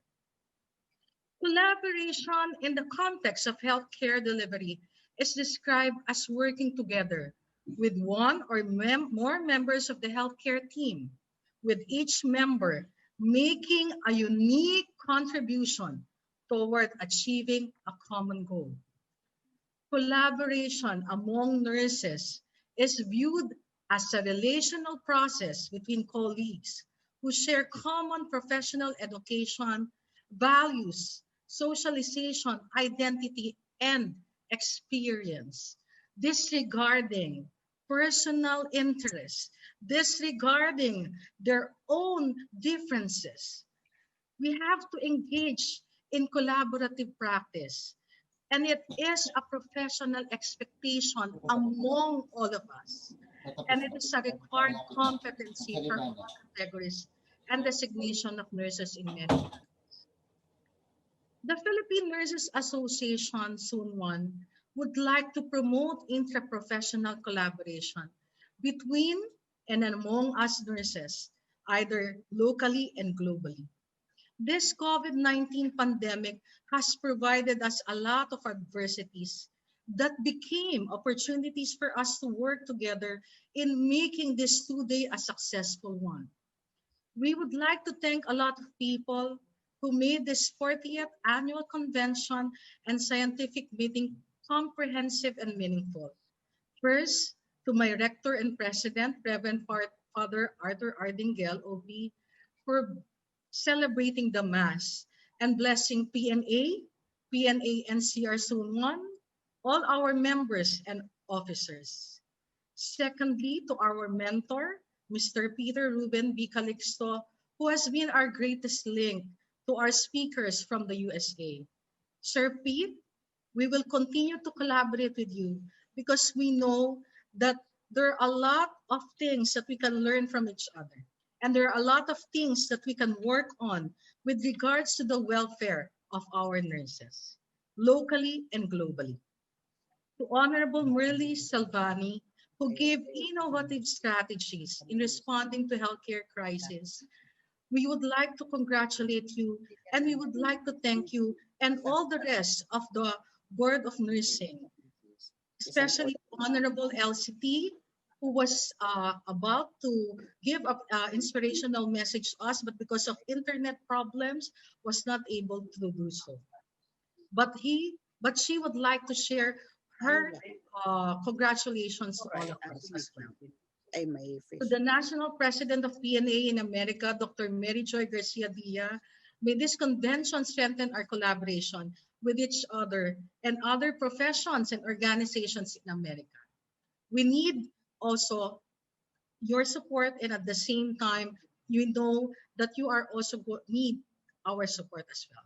To our panel speakers, Dr. Rodolfo Borromeo of ANSAP, Dr. Iris Chuaso of ADPCN, Mr. Ronaldo Verian of Sigma, and Dr. Mary Jane Neri of PNA of America, for sharing with us their various strategies in promoting the welfare of Filipino nurses amidst the COVID-19 pandemic and beyond. May our officers and members utilize it in our own various organizations as well. To Dean Dr. Sheila P. Bonito, our PRC Outstanding Professional Nurse, for promoting the importance of being present and active in the PNA organization as a way to serve our profession and our society as well. This convention will also not be possible without the people behind the organizing committee. My co-chair in the Scientific Sessions Committee, Mr. Beryl Batag, and members, Mr. Carlo Ranoco, Ms. Maria Victoria Bongar, and Dr. Earl Francis Emili, for a very organized program and scientific convention. It's called Scientific Sessions. For the Secretariat, Registration and Certifications Committee, our overall chair, Ma'am Tita Marisa Cedo, for ensuring that we have the message of our Mayor, Isko Moreno. For our Chair for Invitation Communications, Dr. Marica Estrada, for all the letters and the communication, and also for promoting our convention in DWIC 88.2. For our Chair for Promotions, Mr. Paolo Nicola Bruno, for sharing and then boosting our promotions in our social media accounts. For our Certification, Awards, and Prizes Committee, Ms. Angelita H. Maano and Ma'am Asuncion Balisada, and of course to their member Jennifer Joy Belnas for all the certificates. Don't worry, we will be sending the certificates to all of you after you have evaluated. Please give us 3 working days in order for us to be able to give it to you. And then for our Ways and Means Committee, Chair Aleli Cabaneros, and at the same time co-chair Dr. Gloria Young and member Ronald Anthony Gonzalez, for ensuring that even though this is online convention, we will have enough income in order to be able to provide for our expenses. And then of course for our Finance Committee, Chair Dr. Lester Nobal, and of course our e-Souvenir Committee, Chair Ma'am Gloria Almariego, and Co-Chair Dr. Marica Estrada. I hope that you were able to download it, but we will still be giving it to you through your emails. And then for our nominal chair, Mr. Benedict Rivera, for ensuring that our elections will be fair and transparent, and also to their members, Dr. Lady Ann De Jesus and Maria Risel E. Gonzalez. And of course, our chat box, Q&A moderation, documentation, and evaluation committees, Chair Ms. Annalyn Salivio, Co-Chair Mr. Gilmer Solidium, and their member, Relisa N. Almarin. This will not be possible without our technical team, Chair Nelda Escueta, Ma'am Nelda Escueta, and her co-chair, Rowena Manserate, who ensured that everything will be smooth, and at the same time, we will be able to give you all the videos and at the same time the slides and presentation. Very creative. And of course, our Master of Ceremonies, Mr. Lawrence Lloyd Imperial and Dr. Pearl Ed Cuevas, for giving us a very good presentation of the entire program. We also would like to thank all the PNA NCR Zone 1 Board of Directors, House of Delegates, and NOMELEC. I don't have to name all of you, but I would like to thank all of you for all your support for this convention. Without your support, this will not be possible. And lastly, I would like to thank my friends, Attorney Alejandro Dagiso, for his help, and at the same time, my other organization, Shelter for Mankind Foundation, for making it possible that our help to our nurses be given. And we will ensure that our partnership with PNA will still continue. And most especially and lastly, to my family, who are very supportive for all of this. Without their support and understanding, I will not be here doing these things for the organization. And I would like to thank the Lord, our loving God, for giving me the strength to be able to share everything that I know and at the same time to be able to share everything for the love of the nurses.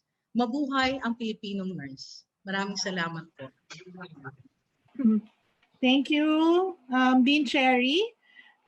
Just a reminder to everyone, the link for the e-souvenir was posted on our chat box. Please get a copy of our e-souvenir. So as a final note, let me just quote again Dr. Neri. Self-care is not selfishness, it is stewardship. I leave you to contemplate on this. And before we close, let me say good job to the selfless people who shared their time and energy to serve in the welfare of Filipino nurses. Also, allow me to congratulate the new chosen nurse leaders for PNA Zone 1. I'm Dr. Pearl Edgy Cuevas, your Master of Ceremonies for today. See you again next year for the 41st Annual Convention and Scientific Meeting. Have a great day ahead, Filipino world-class nurses. Mabuhay PNA!